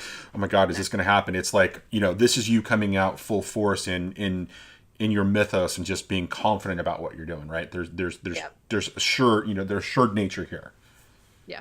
So yeah, just I think conflict, sword, and rage for sure. Okay. All right. In this particular case, does guilt come into play at all? Yeah. Because I mean it's you talked, so you're not using shared grief, which is interesting, because the way you originally described it, you wanted to give, instead of hitting him physically, you wanted to emotionally hit him in some way. If that's your still intent, then I think that you should use shared grief, and then guilt would come into play as well here. But okay. And then it'll just cancel. It'll basically just cancel it out, and you still get the 3. Okay. All right. So why don't you just go ahead and roll that with with a power tag of 3. So go ahead and hit him with all you got for the power tag of 3.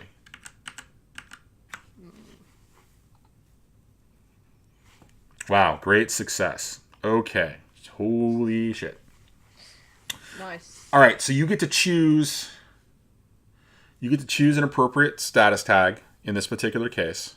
So, and that's your tier equals power. So it's going to be a status tag of 3. Okay. So that means I choose 2 effects, right?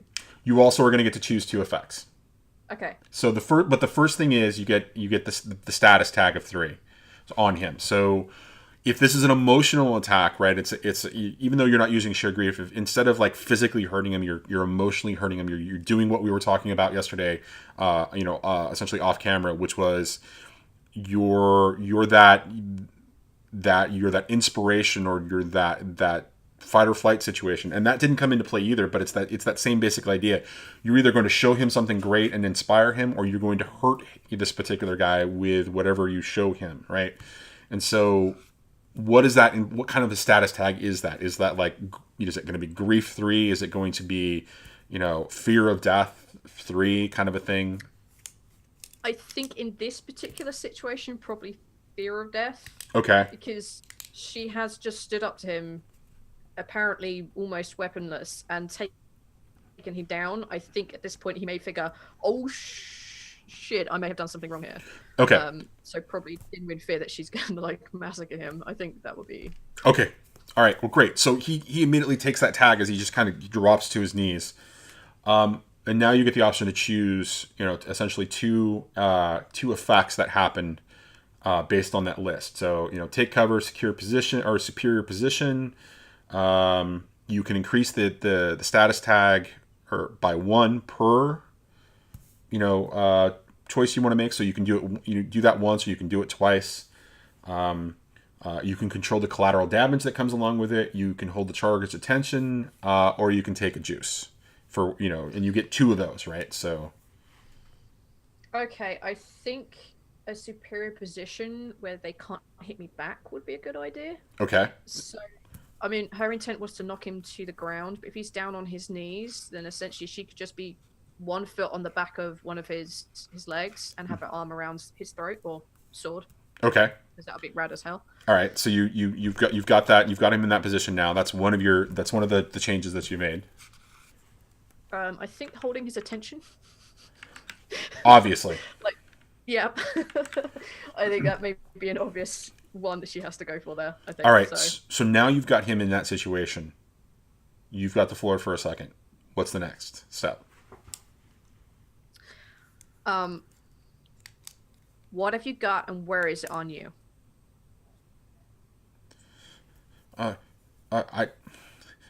Who the hell are you? How can you do this? What? I'm just gonna put my lips just right next to his ear because obviously he's looking forward and she's behind him. Right. She's like, how about you tell me and answer what I'm asking, or your situation's gonna get a 10-ton worse. The research schedule for the R&D department. The capabilities. It's really, and he starts to go on and just explodes with all of this information, and it's literally that. They wanted to know everything about the R&D schedule, what the R&D facilities capabilities are, who is working at for the R&D department, just everything that there is to know. Stuff, yeah. Right? All the everything about the classified projects that the company is working on right now, kind of a thing. And then he lets it, and all the details on the Walker Foundation project, and he just is exhausted at this point. I'm not letting up the pressure in either way. It's like, Oops. Where is it? Have you sent it already, or is it on you? I'm just gonna reach in my pocket.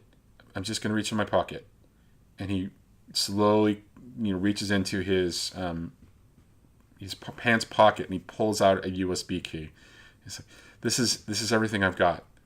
And he drops it on the ground. He's like, "I don't want, lady. You're crazy. I don't know what you could." And he just okay. He's starting to break down. He's starting to have a panic attack. I'm gonna reach for the USB stick and or either bat it away and things like. Have you made copies and have you emailed this out to anyone? Does anyone other than you? No. I haven't done any of that. They didn't want a trail. And you can see that he's starting to mentally collapse. She's gonna release her grip on him and just sort of kneel down in front of him now. Just put her hands on his shoulder to be able to look at her. Why are you doing this? Now answer really carefully, because I have to weigh some things about you.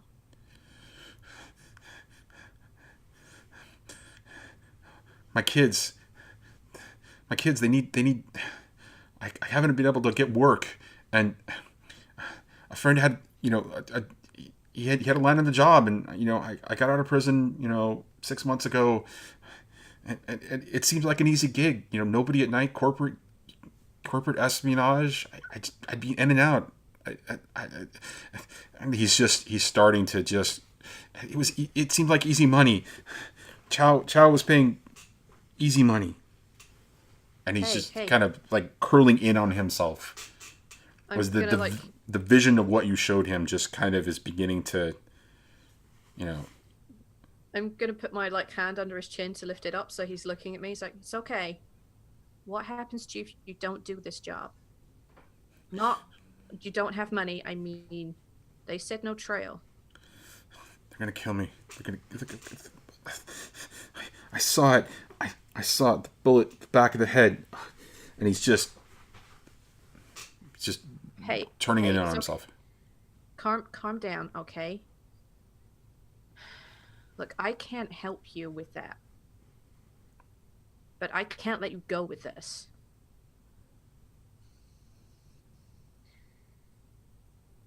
Would you consider talking to the police about this? I mean, corporate espionage is a huge thing. If you turn on them, they may be able to help you out.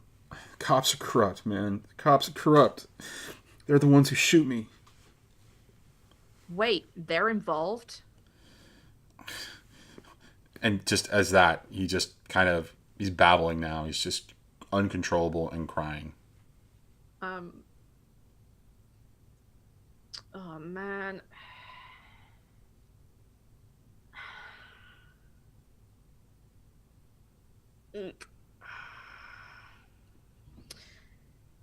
Okay, I'm gonna let you go. I'm not gonna hurt you. I'm not gonna harm you. I'm not gonna tell anyone that you were here. You tell them that I was here, so you couldn't do it. That will buy you some time. It's blatantly obvious I'm here. I mean, if it really did come from Chow Industries, they're gonna tell from various emails that I was here. So, just go before I change my mind. Are you sure? When you hit me, I saw things. I saw terrible, terrible things. Yeah, I know. You just remember that if you try and come here again or mess with me. All right. And he slowly starts to get up, and he's really kind of pushing himself away from you. I don't even.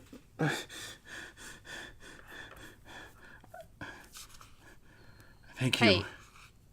And he begins to kind of move towards the elevator, just kind of slumped over and doing the weak sort of walk thing, a broken man would at that point. I think at this moment she's kind of like debating as to whether she should or shouldn't let him go. Like, okay. Just like getting that kind of itchy feeling holding her sword, like, good idea. Probably not a good idea. Damn it.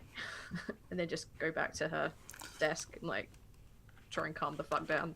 Probably drinking from Ollie's flask. Okay.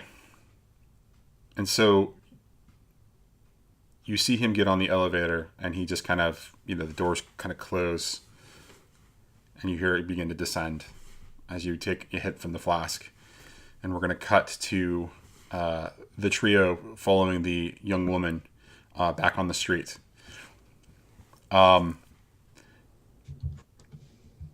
Charlie, are you up there with Henry, kind of, trying to walk along the essentially the rooftops? Yeah. Yes, I am walking along the rooftops, but more at like a running pace, and I'm like, I want to say like almost like neck and neck with like how they're walking. I would be like at the rooftop where they are walking, and I'd be listening to their conversation the entire time. Okay. All right. From what I can get. So as you the two of you are kind of making your way along the rooftops, Roz is kind of following back. The crowds are starting to thin out a little bit as you get to the other side of this commercial district. Go ahead. I think as soon as we're away from people, what I'd rather do than follow her is get her to stop. Okay. But so you're still continuing to follow her through the commercial district at this point. Yeah.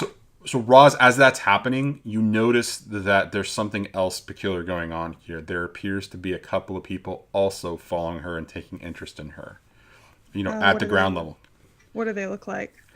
They happen to be wearing different types of jackets. Some are leather, some are, jean jackets. There's a couple different ones. But the thing you do notice is that they all have a patch on the side of their arm. And, you're able to kind of, stop for a second, take your camera, kind of zoom in, and you see that it's an alley cat.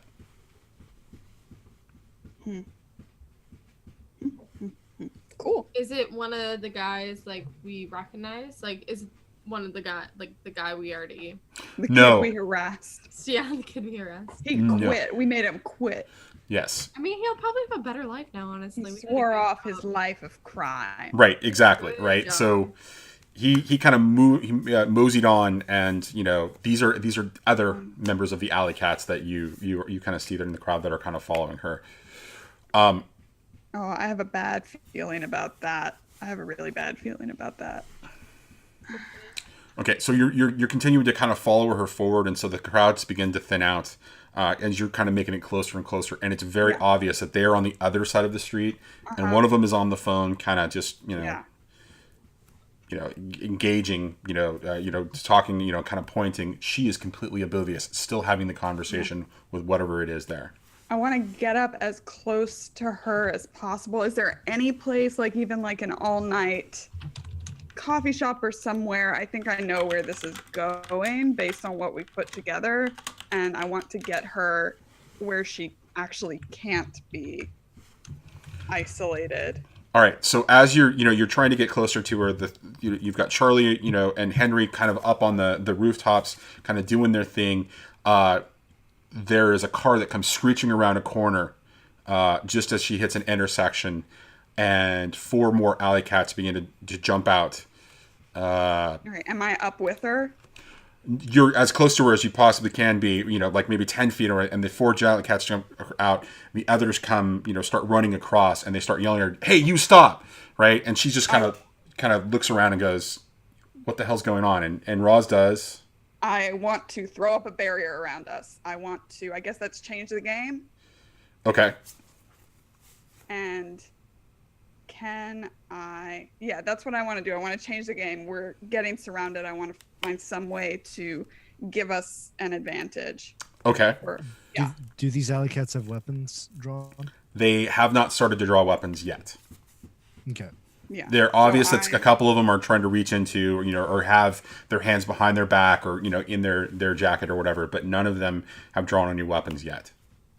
Okay. And so you throw that barrier. So what is that? Is that a change the game? Is that That's what I take think a risk? So because, let's see, take the risk. I mean, I feel like it's a change the game because there was nothing stopping them before. Okay. Can I? Yeah, I don't want them to be able to grab her. Too many girls getting snatched tonight in this city. Can I burn my tag and to do this? Throw it up? Yeah. Okay, so describe what that actually looks like as it goes around as they're beginning to get kind of move towards her as she's on that corner, and they've pulled up the car, and these other guys are kind of running off to the side over here. So kind of keeping in mind where she is and the thing that had been jostling things next to her, Roz starts vibrating, and I think maybe Charlie would be able to notice this, but it's the same, like, because she's like digging in, and as soon as she saw them come out, she knew it was going to go bad. So it's just this invisible force that swings around the, I guess technically 3 of us, right? Keeping in mind 12 foot tall, invisible something or other, right? And just encases us, and the ground even kind of cracks as it forms and just encircles us, kind of giving us a buffer. Okay, so I have one question for you as you're burning this tag and this is happening. Yeah. As this happens, can anybody from the inside move out, or is it a barrier where it just kind of blocks everybody in? Good question. I think it would take some effort to break out of. Okay, it's not about breaking out. It wouldn't be force. But can anybody inside move out of it? That's the question I'm asking. because the last time that we talked about this and we did this, right? You know, it was to impede that particular person, and that was the ultimate intent. Your intent is to prevent the, you know, essentially provide a barrier. This is meant to be protective. Right. Okay. So somebody could move out through it then, right? I mean, I guess I'm gonna have to say yes to that. I'm just asking for a clarification. Yeah. All right. Well, that barrier comes up, and as these guys are moving in, and she's kind of looking around, and they just kind of bounce off, and they're like, "What the hell?" And they're you know, they're starting to pull, you know, weapons. One of them's got a knife, another one's got a gun. That's when the car behind them, you see a couple get pushed aside. The car behind them gets smashed, and it like indents in two. And that's when you see the shape of whatever that is begin to form and turn around, and it is a 12-foot tall stone creature of some kind. And you hear this bellow. It's the Golem of Prague. And the girl goes, "Oh, you guys just screwed up. You just pissed him off." Oh, God. And that's where we're going to cut it. Okay. Good. Yay, we totally get to deal with that next session. Well, guys, that was interesting. Seth Anna, you just got into your first big little scuffle there and frightened the shit out of somebody. Nailed it. I just want to point out, what time is it, like, in game now? It's after midnight. It's probably past Charlie's curfew. Yeah, your parents are going to be. You're going to plummet. Your parents are going to be, you know, causing, you know, some ruckus next time around. Mom, Dad, you won't believe it. There was a guy. He was making vines, and then there was this other guy who was just throwing things up in the air. It was totally amazing. Exactly how she said. I think my parents are more going to be like, you know, 3 wealthy girls were just kidnapped, and you were out on the streets all night, like. Your parents are going to absolutely love you. Okay, guys. I'm taking these off. I can't wear them anymore. How was it wearing those? Were those difficult to deal with? No, it was fine while they're on. As soon as I take them off, though, it's like blue and hurts. And everything's blurry. Yeah, I'd imagine that's probably a huge issue. Like that whole color disorientation, wearing them is going to be really difficult. Okay, guys, let's go ahead and go around the table, and we will do outros, and then we're gonna raid somebody. So again, my chat, I don't have a chat bot up right now because I'm not on my Windows box. So go ahead and link yourself in chat, guys. Or if Mike is around, he can go ahead and do that. Because links don't allow us to link ourselves in chat. Yeah, okay, so somebody just got banned for that. All right, that's cute. That'll be back next week. So why don't we start with Valanda? Oh, that was fun. Just fun? That was fun. That was fun. I can't wait to see how she's going to react to this. There's a lot of stuff for her today. That's horrible. But fun. I liked it. Yeah. I mean, yeah, I got to use my sword, man. It's the only thing I wanted to do, and I got to fucking use it. Yes. Are you gonna plug yourself? Do you want to tell us where we can find you? You can find me on Twitter at the wonderful link that I assume Mike has just put into chat for us. Yeah. That's the easiest way to find all the ridiculous amount of shit that I do. If I started listing it, we'd be here all night. So go check that out. It's the easy way to find me. Okay. Yeah, we're losing a little bit of. Short and sweet. Yep. Okay. Next up, let's go with Roz. Yes, it was nice to finally get the whole group together. Lots of interesting things. I'm glad for. I'm so worried she was gonna get snatched up, and I was great. I felt very. I was like, oh, okay, good. Yeah, I am Lauren. I'm that salty ginger. You can find me on Twitter at thatsaltyginger. I am in a Pulp Cthulhu campaign on Sundays with Greg at 7 p.m. EST on his channel, Grimjack21502. And I DM on Encounter Roleplay, some D&D 5e on Mondays at 1 p.m. EST over there. That is me. And I have no catchphrase. Do you really need a catchphrase? Oh yeah. Her catchphrase is her running into the room yelling, "Catchphrase!"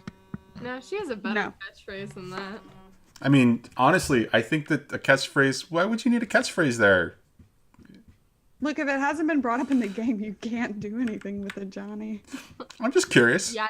Yeah. I'm just saying, apparently I may or may not recognize you from somewhere, so a certain something is going to tick that off. Yep. Just... Oh, it's that you're not probably the only one that's going to recognize her at some Maybe- point. Oh my god, does the girl watch reruns? Because that's what I was hoping for. The little. You never know. You never know. I was gonna do that, but okay, I guess we're getting attacked by a gang, so hold on. Oh, hold on. that could Okay. be a total game changer at that part moment, though. Be like, oh, by the way, I'm dead. Don't hit me. But All right. So next up, let's I was go with. trying to set you up, man. Oh, I'm sorry. I'm sorry. Okay, let's go with Alex. Hi, Don't be sorry. I'm Of course I'm sorry. Zippo. You can find me here on Twitch at Zippy_Zippo, where we do a lot of video games. I also troll around Twitch and I play tabletop games because tabletop games are fun. They're like the most fun. I always have fun. You can catch me here every Tuesday for 6 and 20. You can catch me on Wednesdays over on Encounter Roleplay for the Sands of Zahir, where I play Shallot Weatherfields. And you can catch me on Sundays where I play Mouse Guard over on Henley's channel with the ever so talented Eric Vulgaris and Henley and Kika. So Still jealous that I'm not in that game. Just gonna say that now. I'm still jealous that I'm not in that game. How is that game going, by the way? wonderful. My character is just a skeevy little cheat, and it's awesome. Awesome. Okay, and last but not least, Sam. Hi, I'm Sam, also known as Harley's Armory on Twitter and Instagram and hopefully Twitch soon. You can find me here on Tuesdays and then on Encounter Roleplay on Monday mornings with Lauren, who sets people on fire. And then puts them to sleep, if I remember correctly. And then puts them to sleep. Hopefully it was a sleeping gas. Oh, Hopefully. I'm sorry, did I mention it was poison? That's okay. Whoa. Will's dead too. So before I do the outro and talk about 6 and 20 and everything, I do want to say something interesting came up that happened a lot quicker than I expected in this tonight's game. There was a moral conflict going on in Seth Anna's situation. I was really surprised at watching you struggle with that. I thought that was pretty amazing. Oh. I'm not joking. You were There- conflicted there are- about there are what to do. comments I really- Yeah, there are comments I need to give you about that too after. So Absolutely. It was the first. So one of the themes of the game or whether the series is going to be the moral conflict that comes in for what's right and what's wrong and perspectives of it. And I think that was really interesting as it was coming to a head a lot quicker than I was expecting. So I just wanted to give some kudos about that. you threw someone in you had to deal with. Yeah, I know. Potentially have to fight. I'm like, all right, this will be a thing for her. This will Yep. be a problem. Yep. All right. So this is I'm the Video Store Cowboy, or I'm Johnny. This is the Video Store Cowboy channel. This is 6 and 20 Metropolis. This is the Tuesday crew who needs to choose. I'm sorry. That's right. The doozies. I forgot. It's the doozies. Miss full of doozies. Mistful of doozies. So wrong.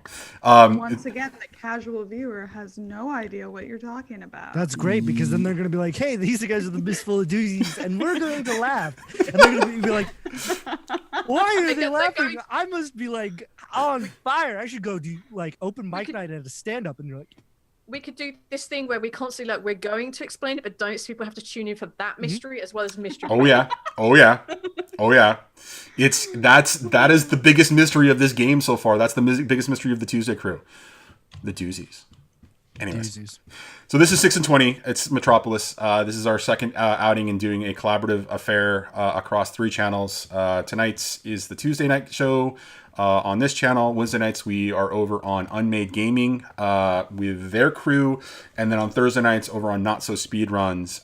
And it is a cast full of awesome actors, voice actors, tabletop players and streamers, and we have a hell of a good time. And it's all in this wonderful game setting called City of Mist. It's a game by Son of Oak, and it is a phenomenal opportunity to kind of explore some really interesting non-statty sort of mechanics. And so that's what we're playing tonight, is City of Mist. And with that, I am going to start closing it off and say that we're going to go and raid Xmas Jinja Ninja, who is on the Wednesday show. She plays a character by the name of Flora, who is going to probably describe some of the most disgusting things that's going to get a GM to cringe. So if you want to see me cringe and get all grossed out, please go watch her, go follow her, and then watch tomorrow night as she just describes acid and rot. And with that, guys, we are going to say goodbye because the time is going out. So from all of us to all of you, have a good week. Bye-bye. Yeah. We've already switched over. Yeah, whatever. And we're done.